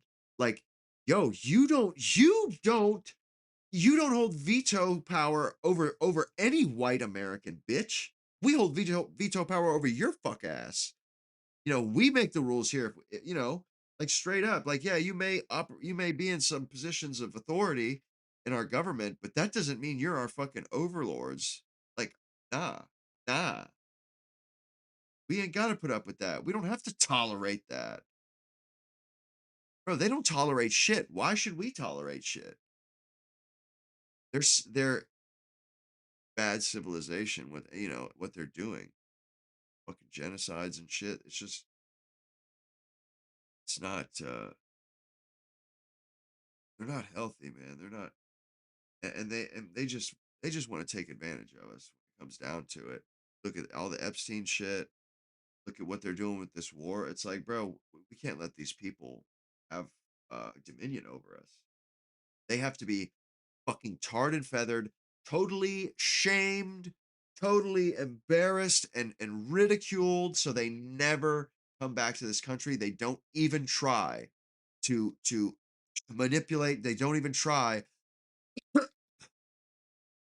to use us as a patsy, get us to do their dirty work or die for their country. Fuck that, man. Like we don't why should we open ourselves up to them having us have getting our government to sacrifice, like, bro, it's bullshit. We don't have to fucking put up with this shit. And I don't think honestly, I think we're absolutely within our rights to demand they leave. You know, they don't let everybody just anybody into Israel or live there. You know what I mean? Like they decide who the people that live there are going to be. And they only take so many Christians and so many Muslims. They won't take any more than a certain amount. You know what I'm saying? Like when it comes down to it, it's a Jewish country, but they don't want us to have a Christian country. By God, like, bro, tell me make it make sense. How does that make sense? That's fucking bullshit. Rules for thee, but not for me. Nah, man. Nah. Fuck that. We have our country has much more latitude. Like we don't have to listen to them. We don't have to. You know what I'm saying? Like we should be a sovereign country. I mean, we're never gonna get our elites to actually treat us as good as they could treat us. But maybe we can get some concessions. Like, yo, we don't have to sit still and be ruled by Jays. It's absolutely reasonable that we expect to be ruled by our own people, by other white males. You feel me? Like, you know what I'm saying? Like, and yeah, if we need I don't have a problem with a few black folks representing. I have no problem with them being taking up, their fair share of seats in the Senate. That's as it should be. They're an ethnicity of this country, and I think they kind of do deserve to have their own people in there, to represent them because when it comes down to it, really the only way we can protect ourselves from being targeted for our ethnicity, where another group or their representative uh, uh thinks that they're going to take from us as a group and give to their people as a group. You know what I mean? Like actually disadvantaging white men to advantage Somalian men or something. Like we don't have to fucking to sit still for that. And the point of having our own representation is they'll be there and say, no, no, y'all ain't extra taxing white men. If y'all are gonna tax white men extra, you gotta tax everybody else extra, or not, or you ain't doing it. You know what I mean? Like, and it's the same thing with ballot counting. Everybody feels a little safer as long as their guy's in the room too. As long as their guy is witnessing the shit, they're like, okay, then we're not getting screwed. At least, nothing, no chicanery is going down. And it's the same way with our leaders. It's like, no, no, I want white males in the halls of power. I want them to be looking out for my interests, to be making sure that I'm not getting bent over a barrel and raw dogged. You feel me? I mean, it's just common sense. Like we don't necessarily have to. I mean, we don't. We're not necessarily going to get advantages or get advantaged because of that, but we'll at least stop being disadvantaged. You know what I'm saying? Like seriously, will at least stop being disadvantaged. And I feel like we need to start speaking up, man, and saying, yo, the fucking discrimination shit, the feminism, all these ideologies that are like, when feminism came on the scene, because they talk like that woman, she was talking about how men are struggling a little bit more and that they're seeing feminism as a zero sum game, but it doesn't have to be. And I'm thinking to myself, yeah, but when you came on the scene in the 70s, 80s, and 90s, you said we are going to disenfranchise men. We are going to knock men off their fucking their throne. We are going to strip them of their authority, of their cultural power. And they did it. And now they want to pretend like, but yeah, but it's a good thing for everybody. Like, this stuff benefits men too. Like, and pretending that they didn't specifically come in and take a hatchet to everything just to disadvantage men, that they were so jealous and bitter with, resentful, that they're willing to, basically sacrifice our children, sacrifice our future, our posterity, reproduction, so that they could, you know, uh, take our jobs and work at our jobs for 10 years or go do porn for 10 years. And it's just like, what the fuck, man? What did we do to deserve this? You know?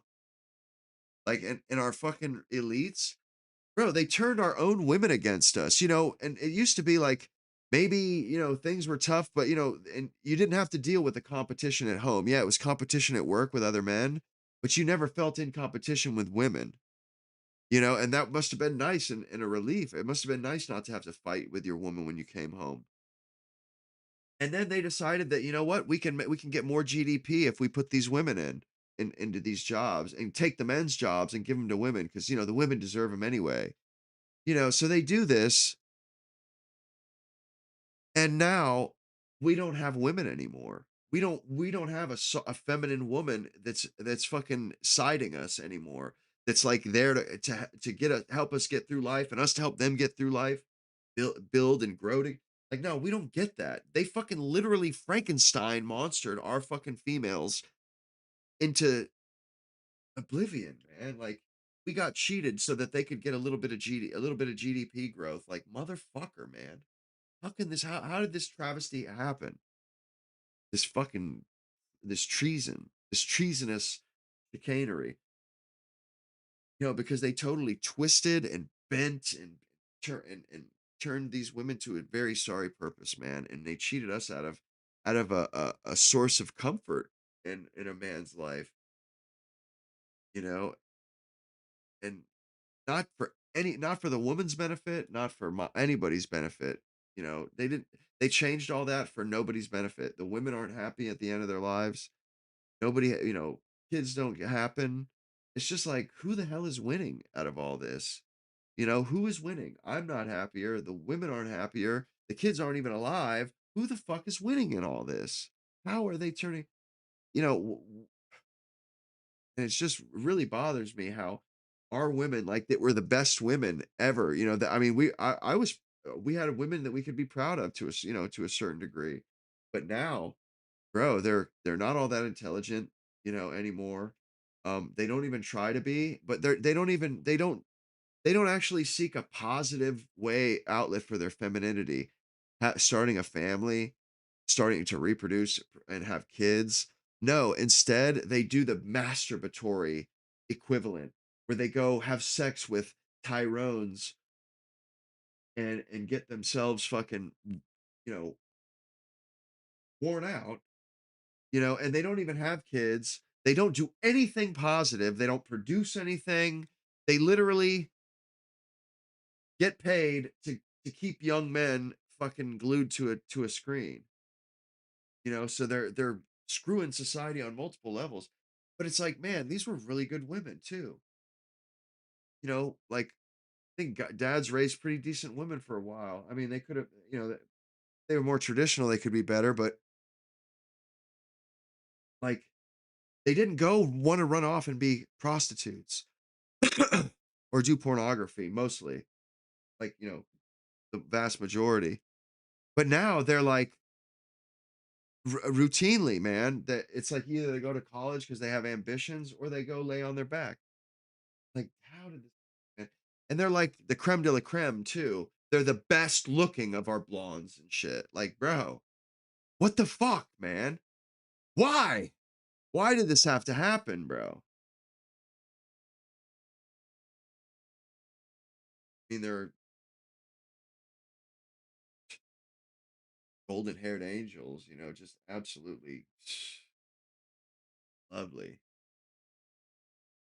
Like fucking get like kind of like put into a trance just being around them, just kind of like look like I'm a little bit stoned the whole time. My fucking eyes half lidded because it's, I mean, I used to get that way being around, women that I was dating and shit, or being around good looking women.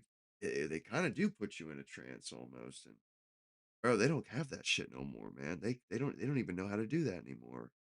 Like they didn't really know how to do it before. They just naturally did that shit. They just naturally that their speaking cadence, the pitch and the frequency of their voice was just like it was like fucking an eargasm, bro. Straight up, dude.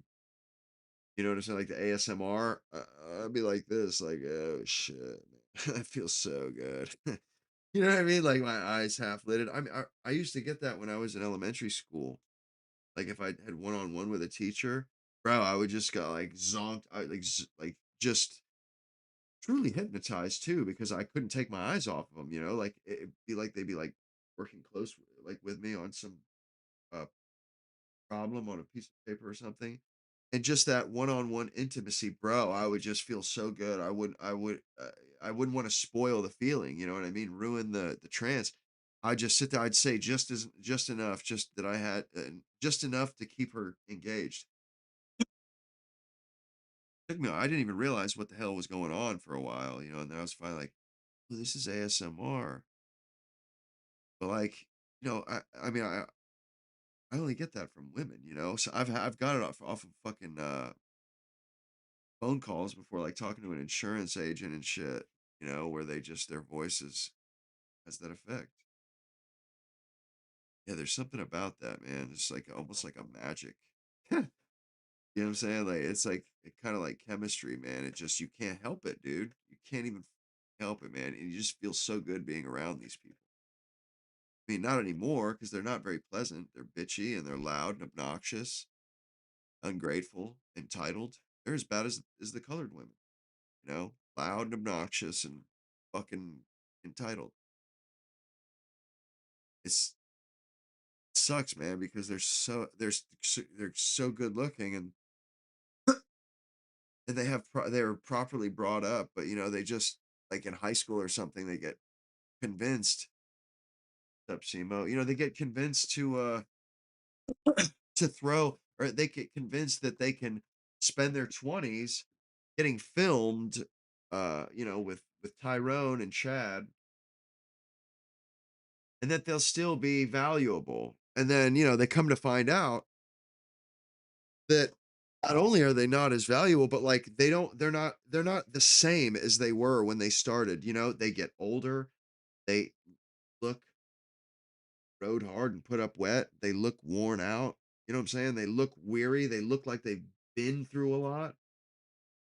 It's like you're not the same. You're not, I mean, I get it that you think that you can just do 10 years of this crazy, disgusting, degenerate shit and that you'll be the same, but you won't be. You'll be 10 years older and you'll look 10 years older for sure. And you'll be beat up inside, for emotionally beat up.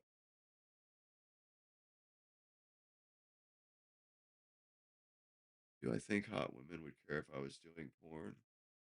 Fuck, I don't know. Possibly. But I couldn't tell you. No. I would not know. Yeah, maybe they would, maybe they wouldn't. I doubt it though. I mean, they don't really seem to be the, you know, our moral betters. You know, like they seem to be like our moral degenerate fucking neighbors. Really, they're ugh. So it just sucks, man. It's like it didn't have to be this way. You know, it did not have to be this way. Men would have, we would have gladly gone to hell and back for these women before they did all the shit they did. Straight up. You know, like but they had to go out and do their thing first. You know, they had to go out and basically tell us what the value that they see in us. None, pretty much. You know, I mean, that's not very inspiring. It's just like, and I remember the feeling I had when I was 19 and 20. It was like what I wanted just didn't fucking matter. You know what I mean? Just didn't matter. And and there, and I like you you damn sure knew that's how she felt about how these women felt about it. You know, they made sure you understood that yeah, they didn't really value me or value the men. You know, they it was just fun and games at the time. You know, and that you know why are you taking this serious kind of shit. You know, and it's just like why like it doesn't make any sense to me. Like what is the point of that life? Because I know the point of the traditional life or the life I'm talking about, like, you know, having kids and a family and reproducing and, you know, raising children and teaching them and fucking, you know, making civilized people that, you know, that are accountable, that are responsible, upstanding members of the community. But that's not what they want to do, man. They, you know, they really, they want to look, they want to be lauded and they want all the accolades that come with producing and working and performing. They really don't want to perform. So it's like it's not even like they're actually getting they don't even get anything out of the 20s. Like when they go and do their thing, go have their uh 304 era, whatever the fuck they call it. It's like you know, it's not like they don't even get a consolation prize. So it's not like they have a savings account at the end of it. Nothing, nothing but now they're minus a lot of a lot of things. You know, their mental health is certainly not going to be the same as it was. You know, before they spent their 20s doing degenerate shit. Like it's not going to be that. they're not going to be the same person. They're not going to be as it's just not going to be. They're not going to have the same value, and like that was never the deal. Men were never said, "Hey," or men were never offered the deal. Men were offered this deal: "Hey, you hold up you hold up society and civilization mostly. You do all the repairs and stuff, and you will get an honorable, virtuous woman that will raise your children, have your children for you, and help you raise them, and help you keep a house. And a virtuous, honorable woman that respected you, and what you owed was, you had to love that woman, and you had to treat her right. You had to, you couldn't beat on her. You couldn't fucking torture her or mentally bully her. You know what I mean? Like, you had to treat them like, and that was a good deal, man. That was a damn good deal. And it was a good, I mean, even with all kinds of, cons like child support and this and that, it was still worth it, bro. It was still worth it.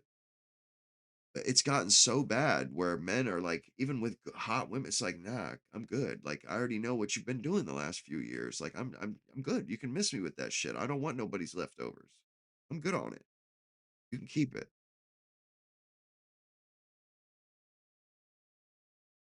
And it's just, I don't know. And it's not so much like, I don't even have a problem. I don't need a virgin, but it's like, the whole like the degeneracy of doing porn, and like, I mean, it's just like, golly, I just don't want a woman who has spent the last 10 years with one thing on her mind.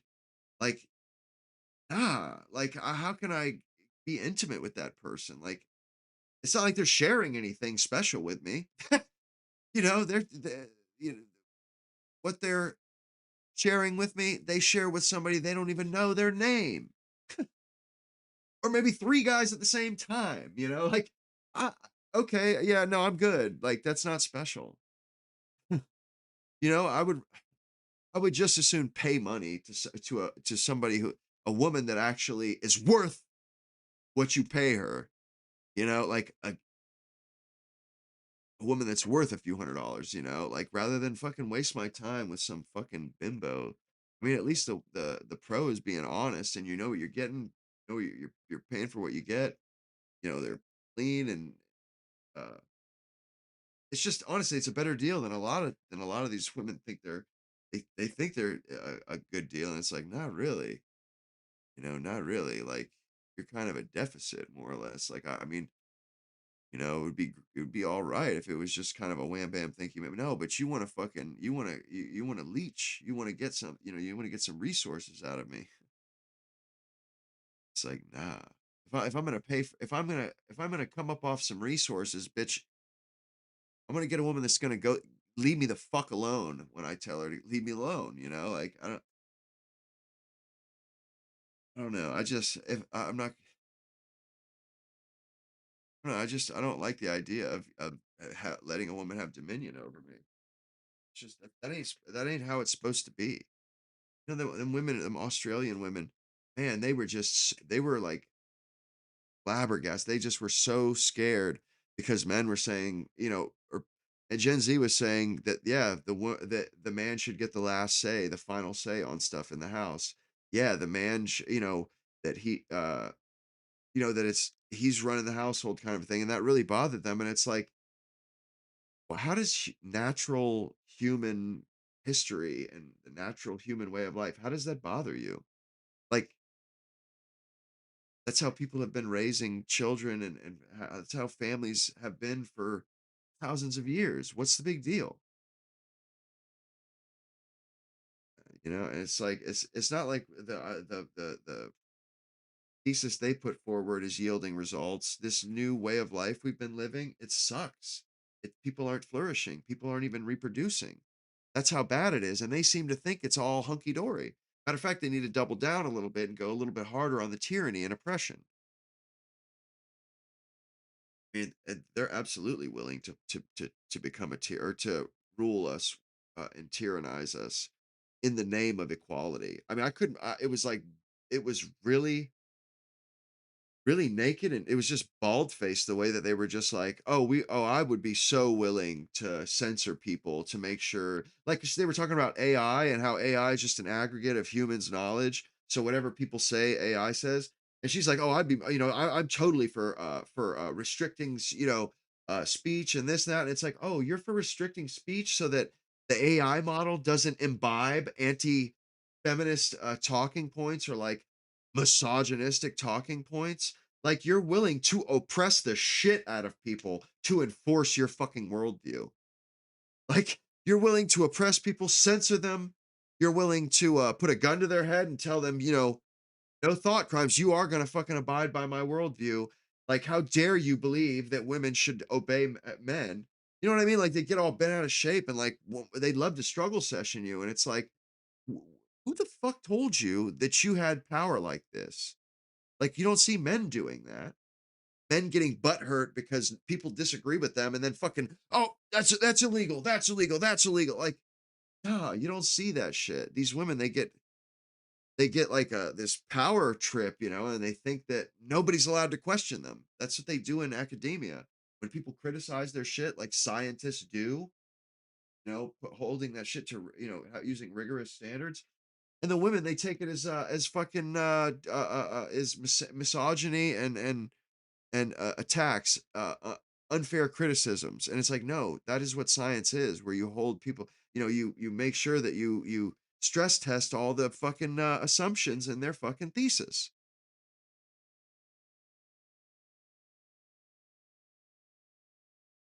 Yeah, Marilyn Monroe had that fucking absolutely fucking sultry ass. Ooh, that sultry voice, bro. Man, that shit would just put you in a daze, bro. Just really lull you down to a nice, calm, even keel. Oh, dude. Yes, she did have a very good accent.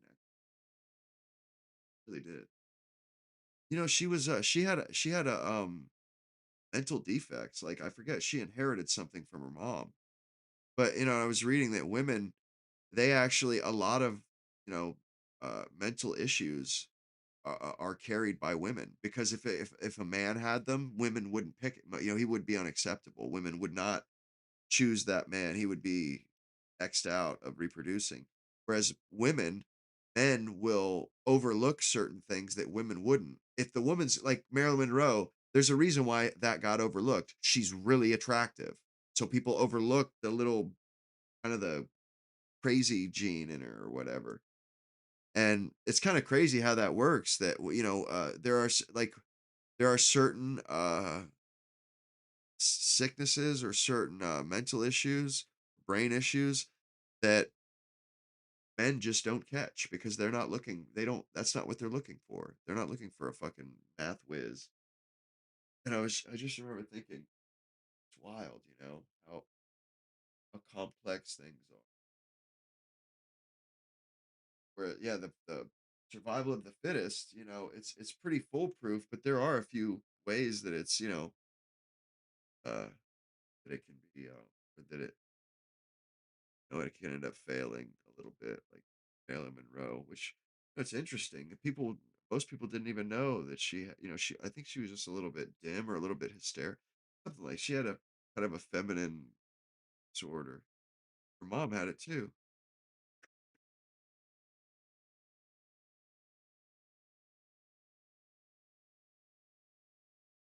MM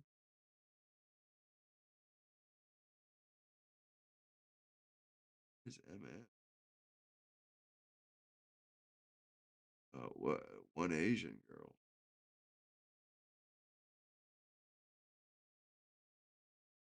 You talking about?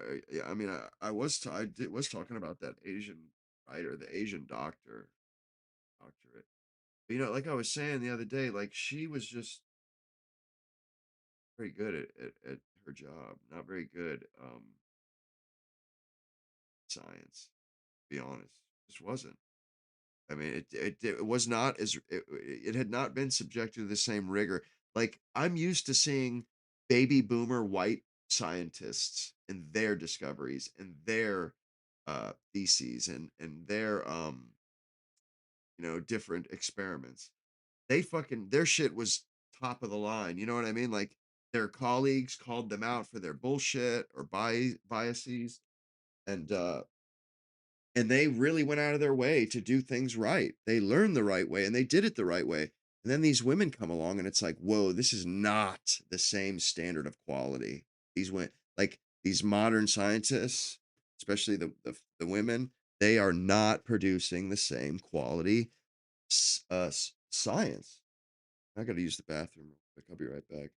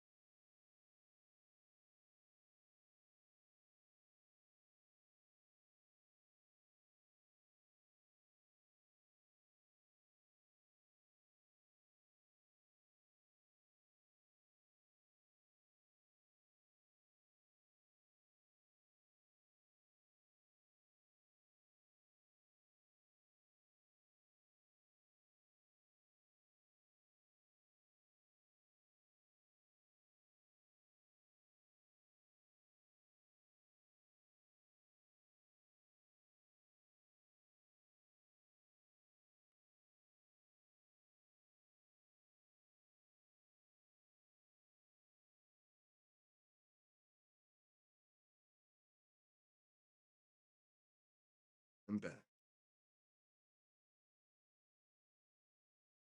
How's y'all's weekend so far?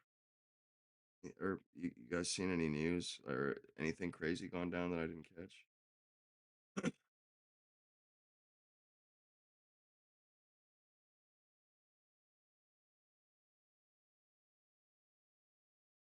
Yeah, well, and honestly, I've always known that. Like, I've had women that were crazy about me. Like, they were just, young girls and women that really like you, they'll jump through fucking hoops like crazy. And I finally, I experienced that when I was younger. And it's like, I'm not accepting less than that ever again. Like, you know what I mean? Like, if a chick, you can tell when somebody is actually into you. It's very much so obvious. And it's like, I'm just not wasting my time with anything less than that. You know what I mean? Like, when women really like a guy, they like they're sold. You can tell they're sold on you. I mean, they're cooperative. They don't put up no fuss. They are down. They just like they like where you're going, or they like they like your style, and they like where you're going, and they're like they're down to ride with you. Like they decide right then and there they're down to ride with you. And it's like when it's when it's difficult, yeah, that it's not worthwhile because like if they're trying to countermand you or trying to compete with you to make decisions and shit, it's like that chick isn't really into you, obvious. You know what I mean? Like when a chick is really into you, like yeah, they conform. They conform. They say yes. Like to shit that they would have never said, they would have never thought that they would say yes, and just obey, submit to certain things. But they do. They do. There's they have instincts just like we have instincts. And it's a beautiful thing too. It's an absolutely beautiful thing. But it's like these women, they're being lured away from the righteous path. I mean, we all know what the righteous path is. It's starting a family. I mean, it's men and women. And we need to women, they have wandered away. You know what I mean? Like they have been wayward and they've drifted away from their purpose. I mean, now they're going out and pursuing meaningless masturbatory shit. You know what I mean? Like stuff that doesn't profit them or anybody else really. That's not doing women a service by letting them go and just and do spend a decade doing that stuff. It doesn't benefit anybody.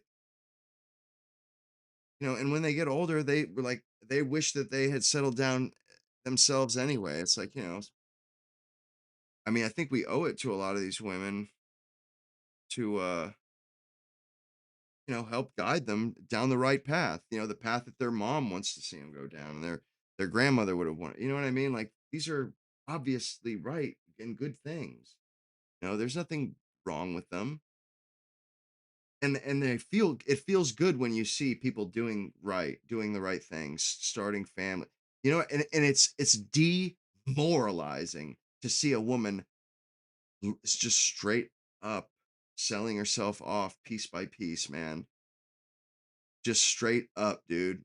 Having the soul sucked out of her, basically, having all the everything of value stripped away from these women, and they're good people too, like they could be fantastic people if we could just fucking somehow get in between them and the fucking pusher man, Jays.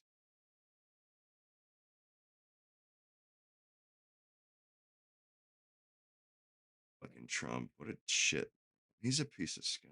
It blows my mind, and I think he's finally starting to realize that, yeah, he fucked up and that, like he didn't have it like he thought he had it. Straight up. He didn't have it like he thought he had it. And I mean, it kind of blows my mind that he actually thought he had it like that. Like, geez, man, you're really that gullible, huh?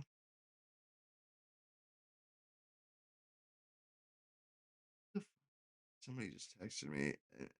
Get these random fucking texts that I don't know the numbers, and they're always trying to get me to answer. Hello, hi dear, how are you? And I'm like, no, fuck off. Like if you're not announcing yourself from the jump, I'm not returning that shit. You're just some spam mother, some. You know what I'm saying? Like it's not worth. I'm not doing that. If you knew who I was, you would say my name or tell me who you were. They think I'm gonna. They can set a trap, get me to answer and give them my name. It's just like, nah, you're crazy. Like I screen my calls. I don't really feel like talking to anybody as that much to actually, you know, uh, let them come at me, like let them actually ask me. I don't want to hear that shit. Oh no, miss me with that. Sure. Yeah, so I did do that membership thing. And I have some pretty good ideas too, actually. Think I'm gonna do probably at least like an hour long, like like I was saying, like a chat, like where I hang out in the before the stream starts, like hang out in the chat. Just do that some days, and then also do streams like on weekdays. Like I was saying, I would like to do some midday stuff because there's a lot of activity on YouTube. I could use the traffic, you know. I have the content. I have the actual content. It's it's interesting content. It's the same as all the other content I'm up with. I mean, I have I have spare time right now, and it's like I may as well just immerse myself in it, and just start cranking content out and start presenting it. I think it will work out.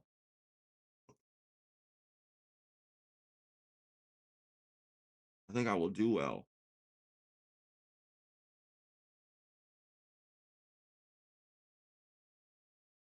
Here we go. I kind of want to watch that Australian woman. It's at least a minute of it to show you guys how out of her fucking mind this woman. It really is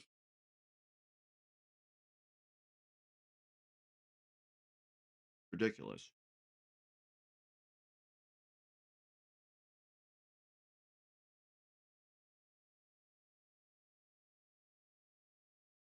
Ooh, ladies. Doo-doo-doo-doo-doo. Ladies. We have allowed to settle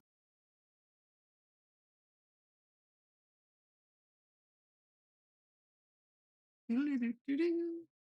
Ooh, ladies. impression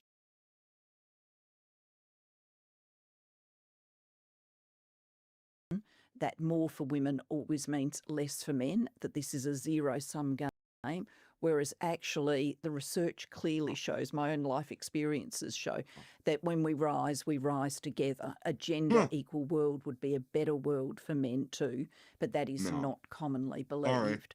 Hello, I'm Lucy Hockings, and this is The Interview for the BBC World Service. For this interview, I'm joined by Julia Gillard, the former Prime Minister of Australia and now the chair of the King's Global Institute for Women's Leadership. For women's leadership. Julia Gillard, welcome to The Interview. Thank you very much. I know that this is research that you conduct along this vein every year, but when I first saw this year's data from the research, I was quite shocked and quite depressed by it. And I wonder what your reaction was when the data first came in. Well, I'm sorry that we've depressed you in a world where so much is already pressing on us. But Is I that think it's woman important not a to bitch understand. or what? Yes, we've been doing this research at the Global Institute for Women's Leadership with Ipsos Mori for several years now. We were one of the first to shine a light on the fact that gender equality attitudes seem to be going backwards amongst young men and boys, teenage boys. And year after year, we've tried to dig further and further into that. In the time period, more and more people have come to recognise that there's a difference now between how young people are seeing the world, particularly young men, and older generations. When I first saw this research, I too was very confronted by it, because as a progressive politician, I've always lived with the sense that every generation is a bit more progressive than the generation that went before. And one of the things that was going to combat gender inequality in our world was that sense of progress.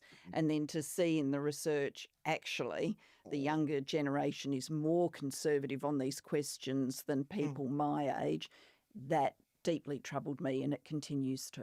One of the headline findings that a lot of people will pick up on is that a third of young men interviewed believe that a wife should always obey her husband. And one third What a novel also idea. said a husband should have the final word on important decisions. And this is really different from their parents' generation. Why do you think we've seen such a generational shift? Why is there that disconnect? Why wouldn't a I woman wish we had all of want the a man to answers lead at like the Global that? She loves Institute him. for Women's Leadership, where we would love Want a to do a loser? very deep evaluative project into the attitude formation of young men. We're working at the moment on intuition.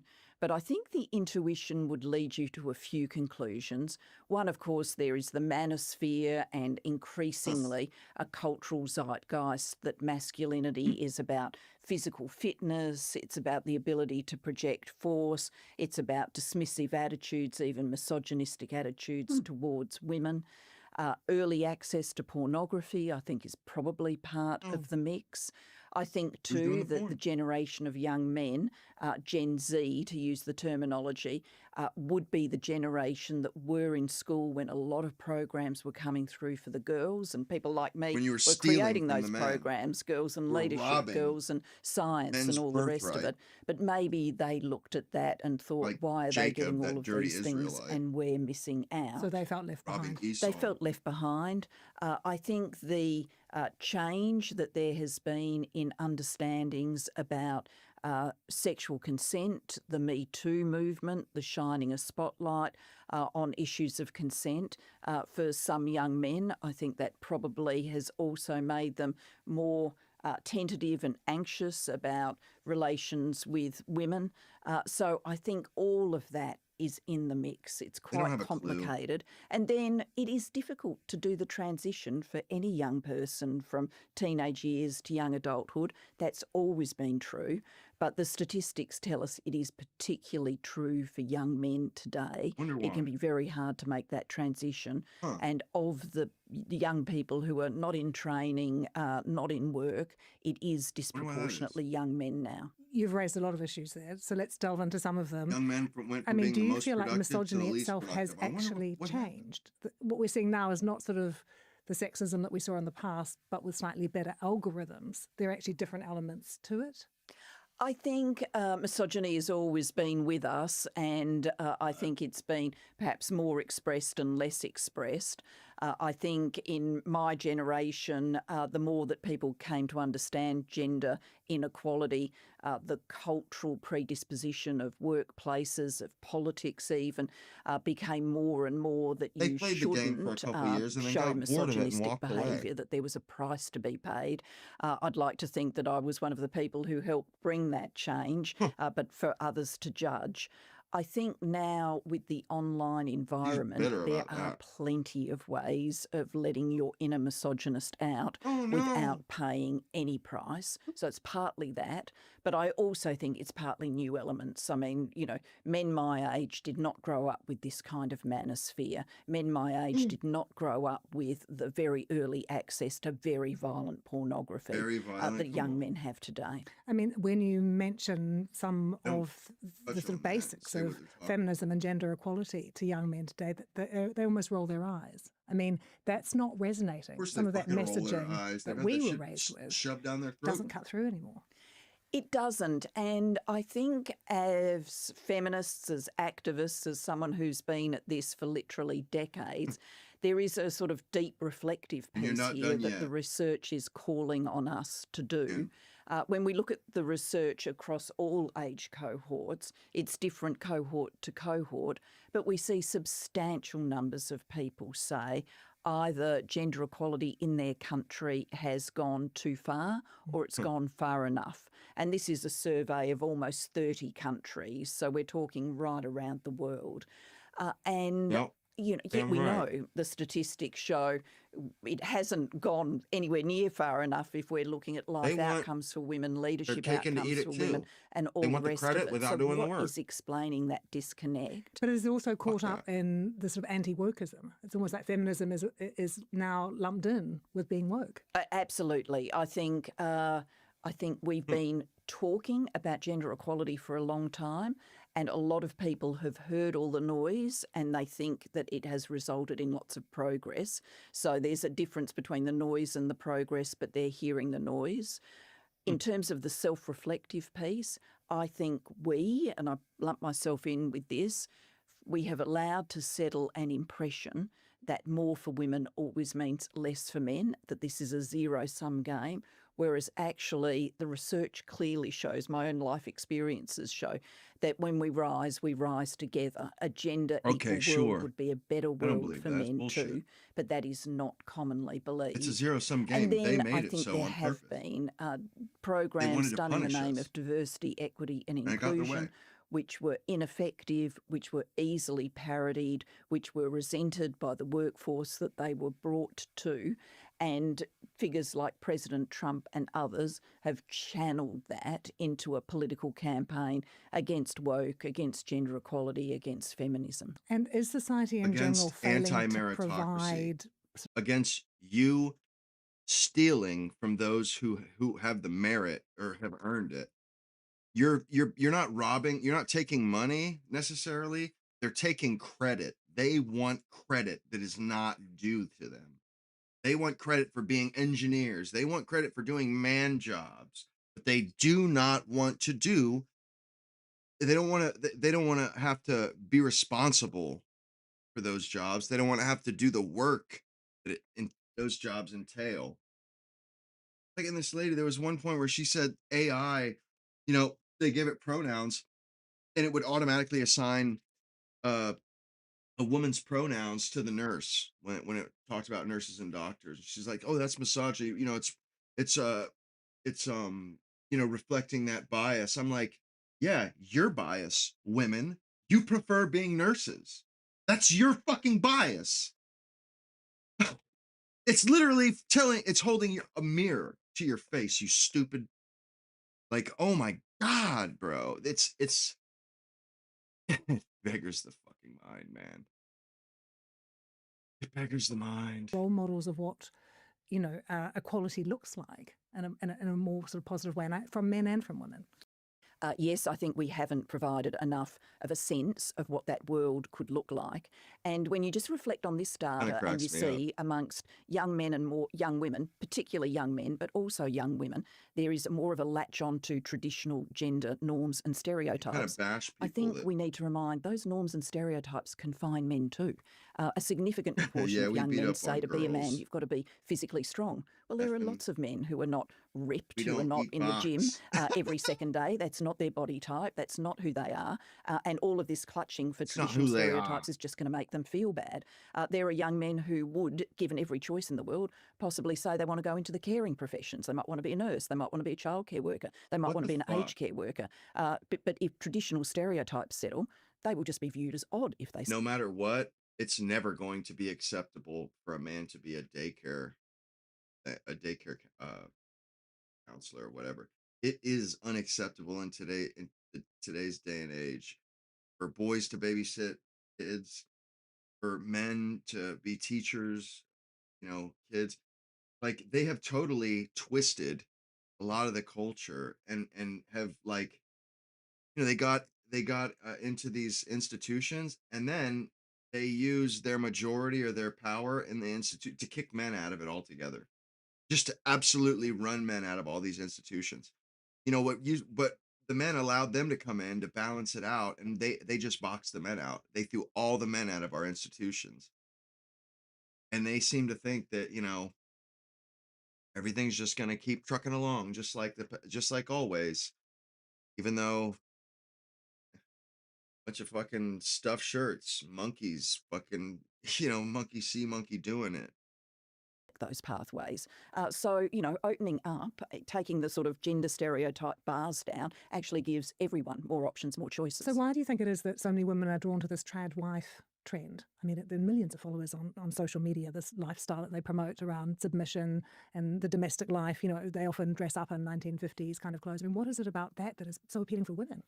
It's kind of amusing to me that anybody would think it was appealing to be in a 50s outfit with a Bro, full how out of touch can she be that anybody that would think it was or that it was appealing to be in a 1960 or 1950s dress? Bro, a lot of women love that shit. They love it. It feels good. They feel feminine.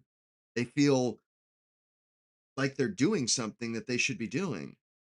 And this woman, like, she's like trying to minimize it, trying to say, "Oh, as if anybody would want to raise children, as if anybody would want to work for their husband and provide a service to the man they love and they have children with."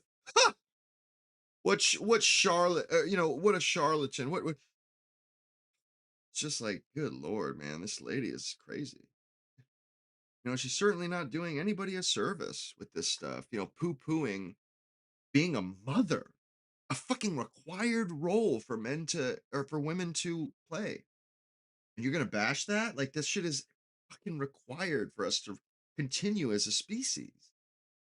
Just it's not good. This stuff is toxic. We gotta cut it out of our face culture. of makeup at 5 in the morning milking the goat. This is not my Milking the aspiration for goat at myself. 5. We actually did some research on this last year, and we found when we dug into it that young women who consume a lot of that trad wife content actually don't want to be trad Okay. wives. It's a fantasy, What do they and want it's to a do? Work? fantasy about having taken off your shoulders all of the difficulties that the world currently presents in navigating work and family life. So these young women have looked at That's older cope. generations of women, That was cope so really fucking hard. work every hour in the day times 10 to manage a career, having Yeah, children, a degrees. home, They're not all of even it. a And they've just looked close at it and gone, stand-in "Oh, for intelligent too people. hard. Yeah. I'm not going to do that." And then there's this quite beguiling, swan around in a penny looking amazing and apparently raising the perfect kids with the perfect husband. So there's something relieving in that, but it's not that they actually want to wake up. Is that not crazy? She's like, yeah, there's something relieving in having a two parent household. It's not really better. You can do just as good a job with half the manpower. Like, what? Are you fucking stupid? That's another adult. Like in supervising. Like, why would you cheat your children out of that? Like, you're trying to say that that isn't ideal? That because that is absolutely ideal. Because, you know, having half the labor to raise a child, That's a lot. That's twice as hard. The kid's gonna be half, all the times that the kid is let down has an effect on their end state. They're not going to be as matured, or they're not going to be as well adjusted, because all the times that you were, you weren't cutting the mustard. Having a father, it's certainly going to help. It's twice as many hands, double the hands, double the brains. I mean, like, why are they poo-pooing it, just because it's men? Do they even have a good reason, or like, can they even, like, come up with a good reason for this not to be promoted? It's positive, it's righteous, it's good, wholesome, contributes to the community. I mean, this is good all the way around, and they talk about it like it's like an unmitigated evil.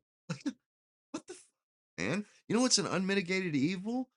This fucking this artificial fucking paradigm we're in, where they literally are stacking fetuses to keep these women at their jobs. They're stacking fetuses, bro. We are sacrificing to Moloch all day, every day, man.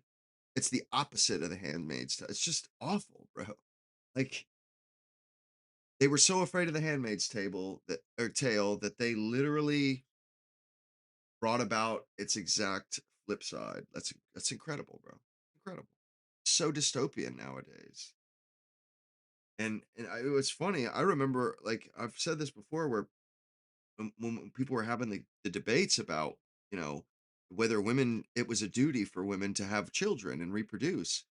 And I was in my 20s, and I remember arguing it with these women, and they just, bro, they were so indignant. Just, how dare you? Like, we're just a baby machine.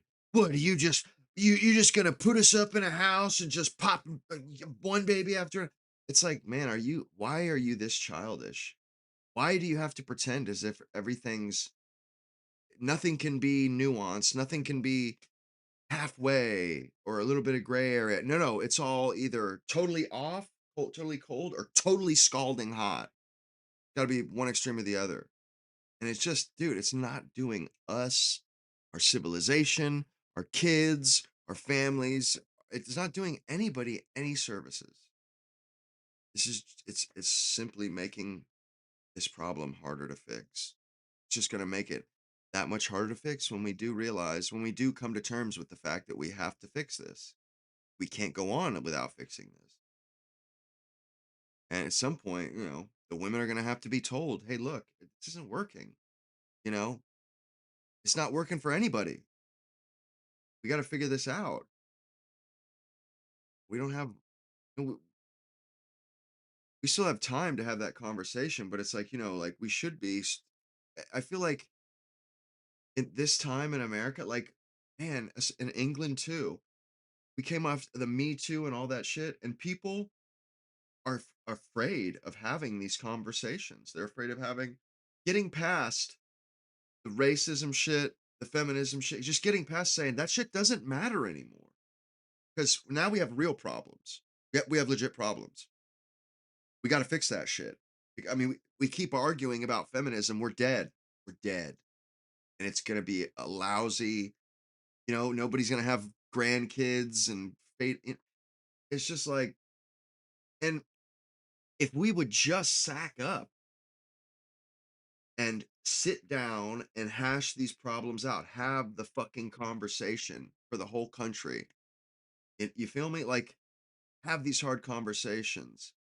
Like, we should have done this with immigration, but Trump, he's such a brazen asshole. He didn't think about that. Like, have a conversation, a national conversation. But we should be trying.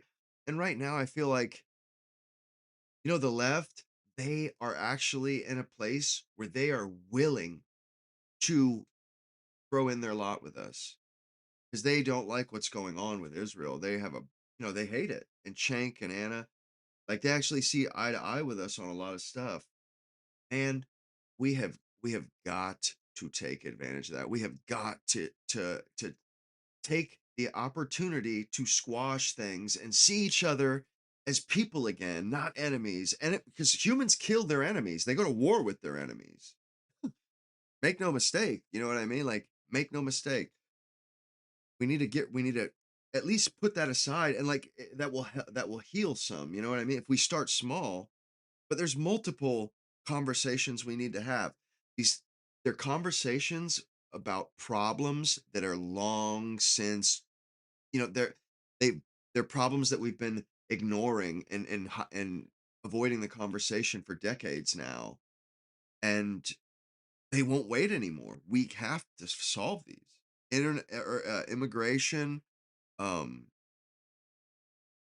the LGBT stuff, getting feminism. This stuff has to be talked about because we can't move forward in a healthy way until we're satisfied. You know, maybe the feminists will be satisfied to go right back to what they have, of course, because it's all set up for them.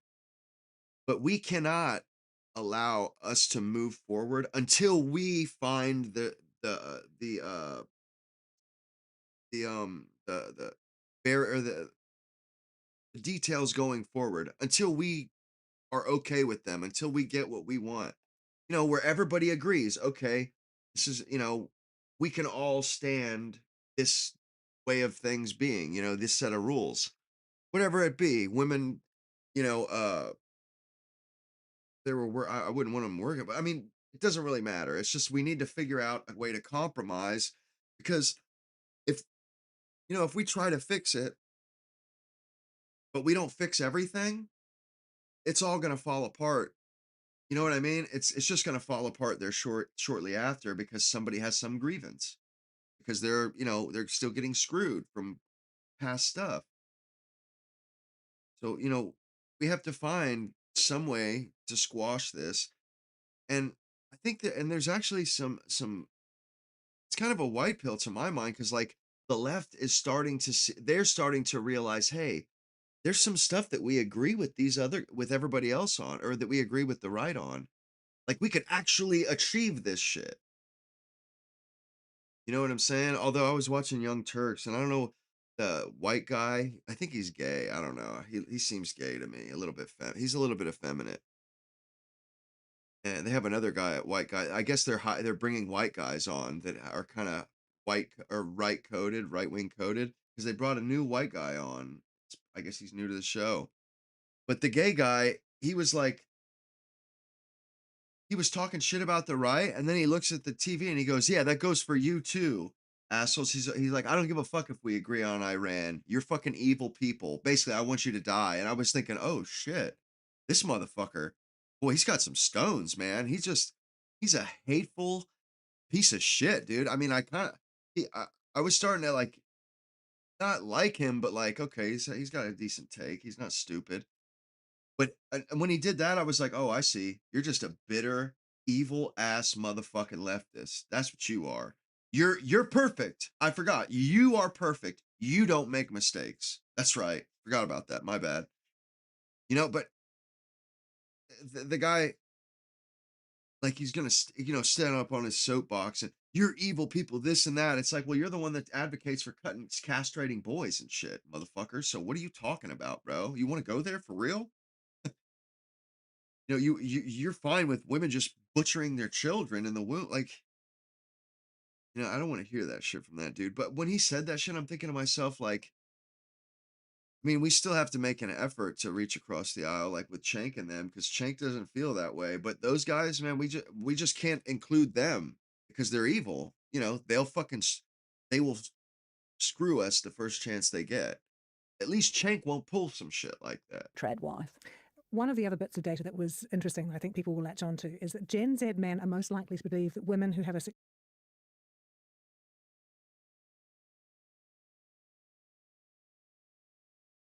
successful career, there's a duality here, are attractive to men, 41% agreeing with this statement compared to 27% of baby boomers of both genders. This is a real renegotiation in a way Brother of up these sort with of gender a roles we have like in and society, that subscribe successful if women are very you haven't sexy, but I already. still want my wife to sort of stay at home and obey me.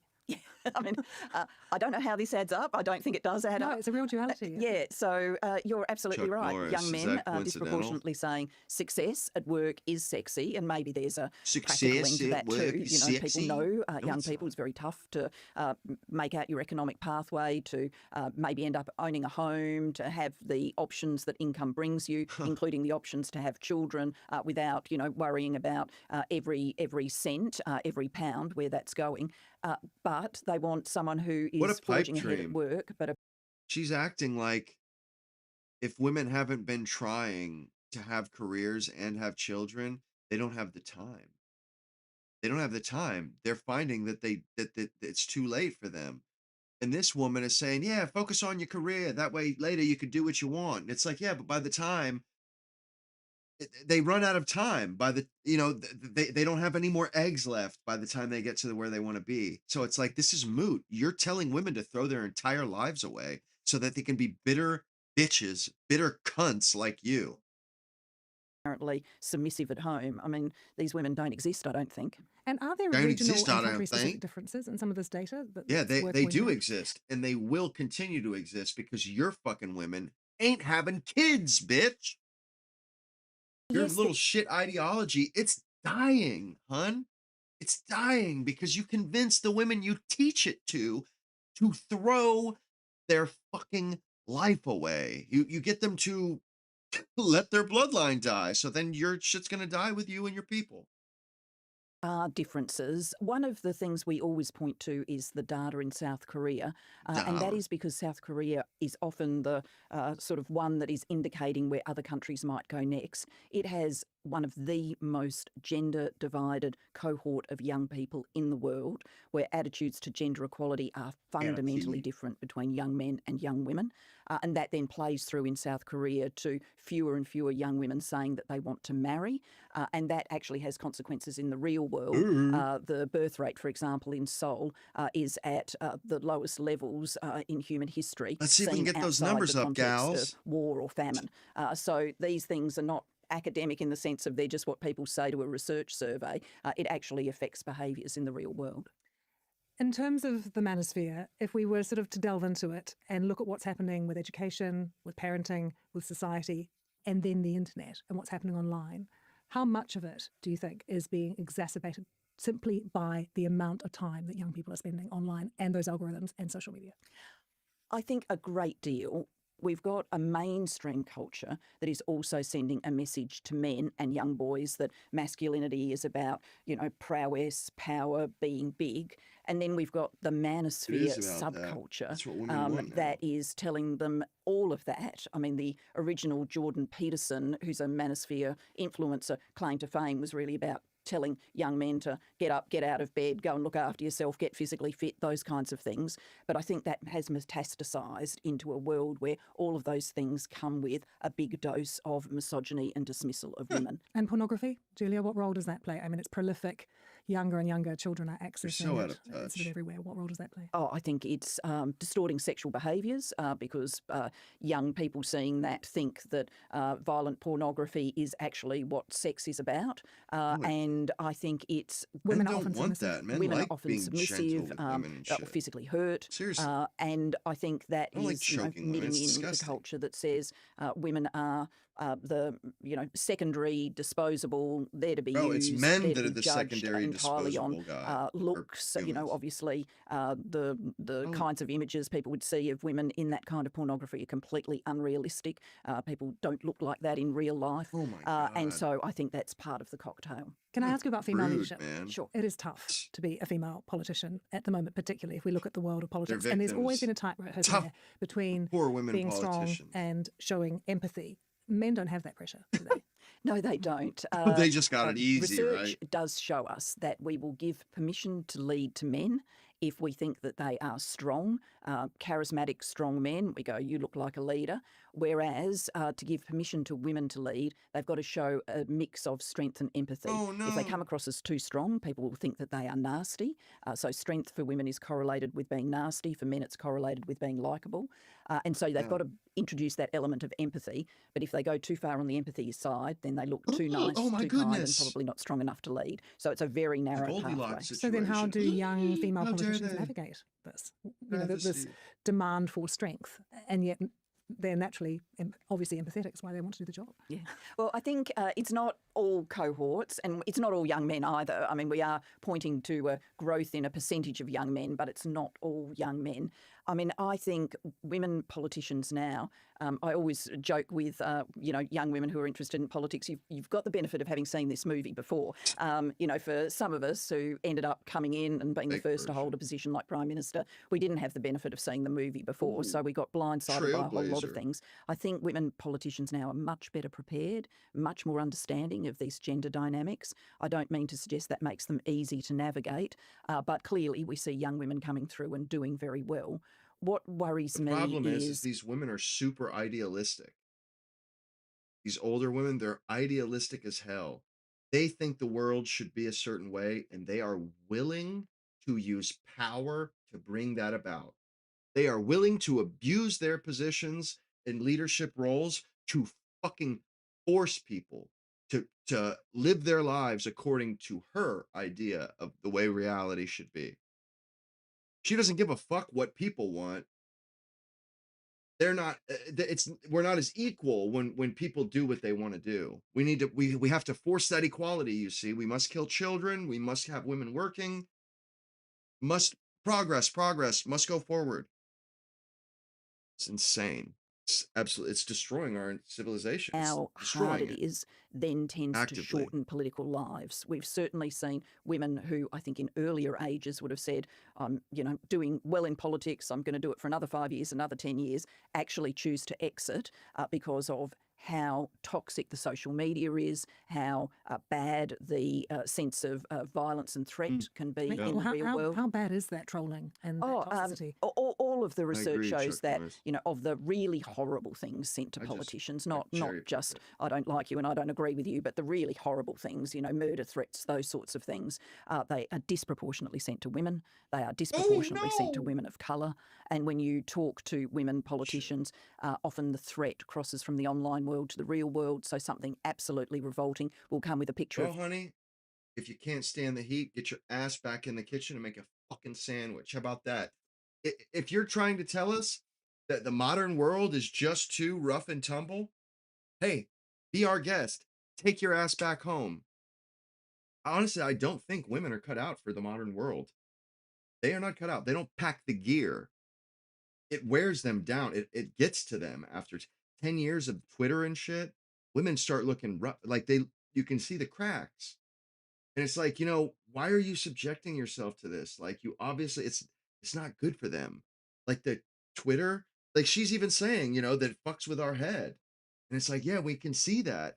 It's Women are not responding to the modern world stimulus. Like they're not responding to the stimuli very positively. They're becoming hysterical and unreasonable.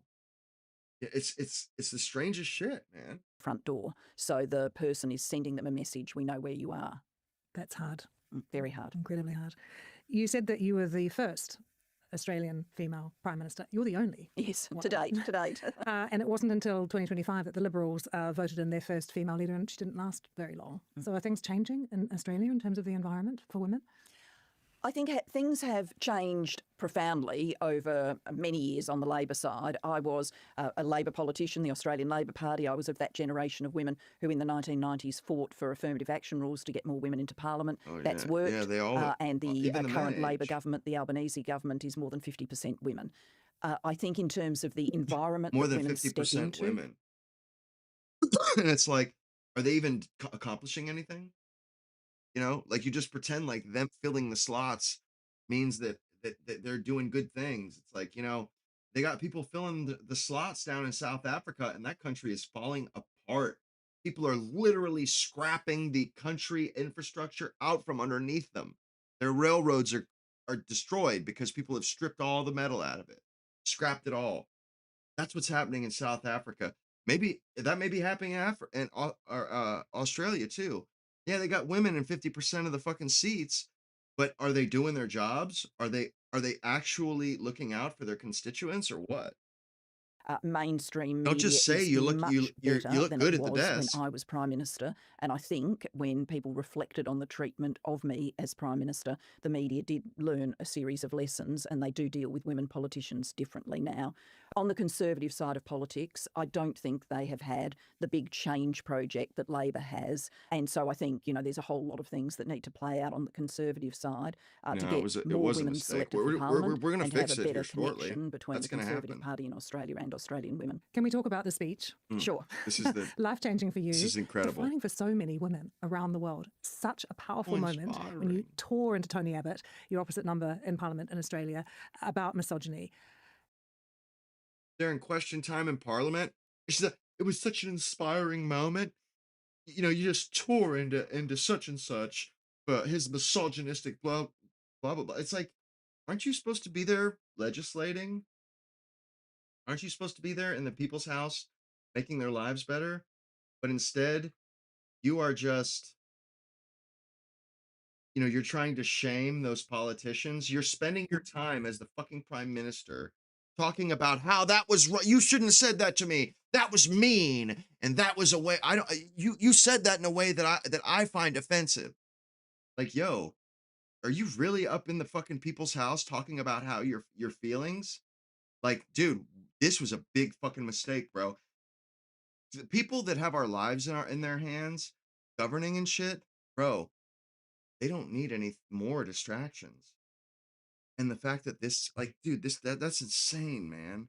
And we wonder why Trump fucking walks into this buzzsaw and shit. Well, maybe it's because half fucking women in there don't know what the hell they're doing.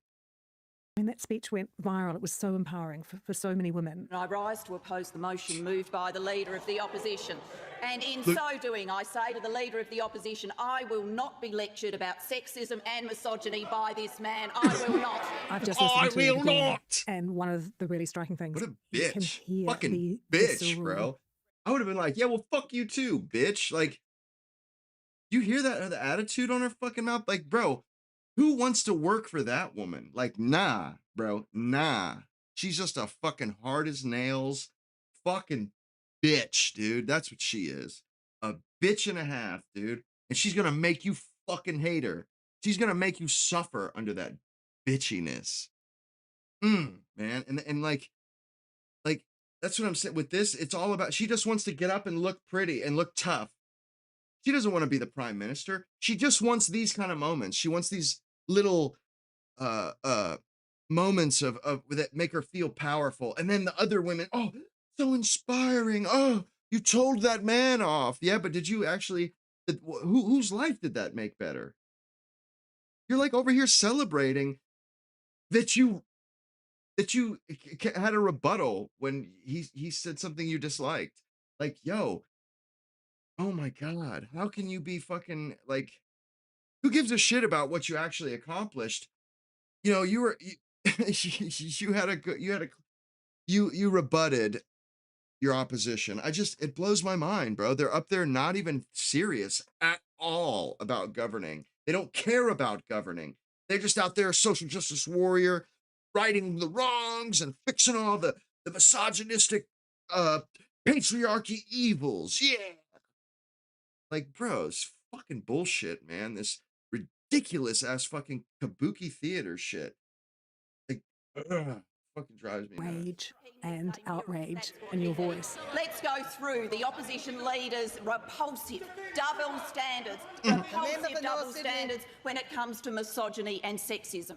Can you tell us about the moment? I mean, what you were feeling, even what you were experiencing in your body as you made that speech? Yeah, Oh look, my God. I didn't feel head up Look, she's angry. all A lot of excited. people who watched that speech, No, it's very controlled. asked me about that. I did feel a sense of kind of cool anger. Tell me that she's And, not like preening. Oh, yes, it was. It was so glorious. She's fucking preening, bro. She's all fucking getting all puffed up. Ooh, we're talking about something I did. Something I'm proud of. It's so transparent, so fucking petty. needed in politics on a lot of occasions to, kind of be on the balls of your feet in the parliamentary chamber, having a very hot contest with the opposition. Tony Abbott is a very strong able parliamentarian, very honed in his craft Yeah, of he probably sort of taking it hard-hitting easy on you attacks, and I because you're a needed to be fucking honed in my bitch. craft of pushing them back. And really one of the prices of entry to major political leadership in Australia He is that you thinks can dominate the a chamber gentle lady doth when you need protest me. to. And for our government, a minority government, often under a lot of attack, particularly from the You just media, hear a fucking I needed to harpy. do that off the back foot.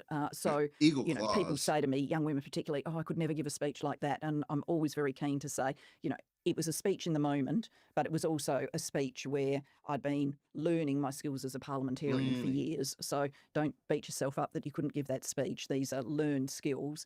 And, it came together for me, that experience with that moment, to create that speech. And you mentioned that things have improved, particularly within the Labor Party in Australia. But when you hear some perhaps sexist or misogynistic language from, say, President Trump or from Crazy. other world leaders, That's how what does they're that feel? concerned with. Yeah, I mean, clearly, I would want us to be in a better world in all sorts of ways. I would prefer a world where a brand of politics, President Trump's brand of politics, which is not just in the US but in many other parts of the world, that a key element of that was not anti-women's rights. But I'm knowing enough that when you look at that kind of politics, anti-women's rights is always an element of it. That is true in Hungary. Yeah, because not everybody agrees with you. They don't even consider that. They don't even consider the fact that they could be totally wrong. They're just sure though. They're sure they're right. They're absolutely 100% sure. And these are the people that will destroy civilization because they know they're right. They never even question themselves. They never even have the sense to get introspective. She knows for sure she's right. And anybody that's not trying to go more into her future is just trying to hurt people. Not that other people would rather be in a different, have a different way of life. It's so childish. It's fucking childish, man. It's immature. It's like this woman never really grew up. She never really got out of her teenage years. And it's fucking sad, man. Feel bad for her. With the Orban administration. It is true in many She's parts of all the world. butthurt And about so, all as any sort politics of continues to play out, I think it's incumbent on politics that people she like me, disagrees with. but political actors more generally, to be shining a light on She knows what's the best, way in what's which right. many of these politicians actually want a world that wouldn't just be worse for women, it would be worse for everyone, because a less gender equal world would also be a more difficult world for men. Bro, I There would is growing concern at the moment fucking about AI. rip these stupid fucking stuffed suits apart. Oh my god, I would take so much satisfaction in that shit too.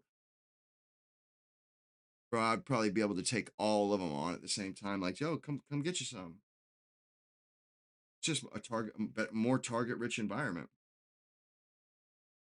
They're not all that clever. They don't even spend time marshaling their argument. It's not like they think about that shit when they go home. Bro, I will write a goddamn script out. I'll sit down for 8 fucking hours and I will write shit down and I'll come back the next day and fucking demolish somebody.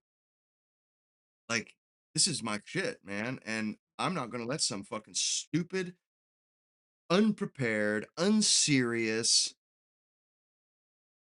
fucking vain,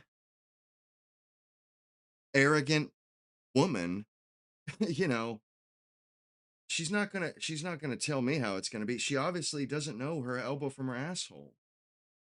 And you can't let somebody maintain this stupid facade that she's like this upstanding person, this and that. No, you have to show her for the idiot she is. But she has been in a world of politics where all the white men have been catering to her and telling her how great she is and doing her work for her. Like, white men simp like that. They do that shit. So she's got a blown up image of herself. She thinks she's this fucking amazing person when really she's probably not doing anything. It's probably other people chipping in and staying late and shit to do her work for her. And because they just want her to leave everybody alone. Hey, you can have the credit. Just stay the fuck out of the workroom. Stay out of the pool, the typing pool or whatever. I mean, Qualifications, but they have an AI bot saying if you're a woman, go in there and ask for something that's lower. these are really concerning kind of bits of data coming out about what's happening with AI. Yes, there's lots of concerning data. I mean, at the Global Institute for Women's Leadership at King's College London, we do focus on the modern workplace, and our sister institute at the Australian National University in Canberra has looked a lot at emerging technologies, AI, and women in the space industry. Women in the And space it has industry. definitely found what you're pointing to. I mean, if you train a large language model on, Listen to this. all of the stuff that's on the internet, well, every human bias that has ever been showed is going to feed in to the Including model. your biases. And, there was lots of early stuff talked about I where wonder if she pointed out any of the things in the LLMs that were discriminatory against men. Probably not. All she was concerned with was she just concerned about her own fucking interests. That's what. These people, they don't give a fuck about making their countrymen's lives better. No, all they care about is grabbing with both hands, taking as much as they can get for them and theirs. large language models would use pronouns and would put he for doctor Why and she for men nurse. are So it definitely had preferred. absorbed the bias in the system that people disproportionately have a tend to think sense of doctors are going to duty. be men and disproportionately tend to think nurses are going to be women. And if we have unregulated AI and no one is correcting for that, then it is just going to spew the biases back out. So it is something that we need to keep researching, thinking about and working on. And regulating. And regulating. Regulating. I'm a huge proponent of regulating social media, of regulating AI. I think we've seen in the rise of social media that you end up in bad places you weren't expecting. I mean, to be fair to people like Mark Zuckerberg, when he was first coming up with Facebook, when people were first coming up with Twitter, when they were first coming up with all sorts of new technologies, if you'd asked them then, you do know that in 10, 15 years' time, everybody's going to be talking about how this is an instrument for misogyny. They would have said, That's ridiculous. Say that Facebook is an instrument of misogyny. If you ask women, they'll tell you, yeah, it's an instrument of misogyny from other women. Other women. It's nothing but women longhousing each other and attacking each other, reputation savaging, doing shit like that. Men don't even fucking use the damn things, really, like Facebook and shit. And this woman's gonna sit here and pretend as if it's men that make that shit toxic. No, it's y'all that make it toxic. Men don't even like that shit. If you tell Mark Zuckerberg this stuff is going to be considered misogynistic one day, it's like, well, you know what? If it's misogynistic, it's because the people that are using it, not because the program is or the app is. That's absurd. It's absurd, man. It's absurd on its fucking face, bro. This woman has just never actually had somebody that was going to hold her fucking feet to the fire. So she has all these stupid, n- unreal beliefs that don't make any sense, that have no basis in reality because nobody has ever tried it. They've never battle tested her. you're talking about that's not going to happen. So having been that naive once, let's not be that naive again. So despite the Oh. research and the findings and what we've discussed today, are you feeling Because optimistic? Facebook, Look, she doesn't like Facebook. I'm a to realist. limit The things AI. that are making these years troubled are not going to just magically melt away. So I think we've got a few more troubled years in front of us. But I do think we will emerge from these troubled years with people saying to themselves, we don't want to do that again. And once again, as has been true throughout human history, coming together and looking for a better path forward. And I think gender equality will be part of what people come out saying they want more of. Julia Gillard, thank you for joining us on The Interview. I mean, Thank I you. very much so doubt Thank you for that. watching The Interview with me, Lucy Hockings. And Maybe don't I'm forget you wrong, can though. subscribe to the BBC World Service YouTube channel so you don't miss a thing. Possibility. I'll actually fucking admit that woman, she'd never admit that. She would never admit that there's even a possibility that she's off. You know, she thinks her ideology is perfect and everybody else is just in bad faith, of course.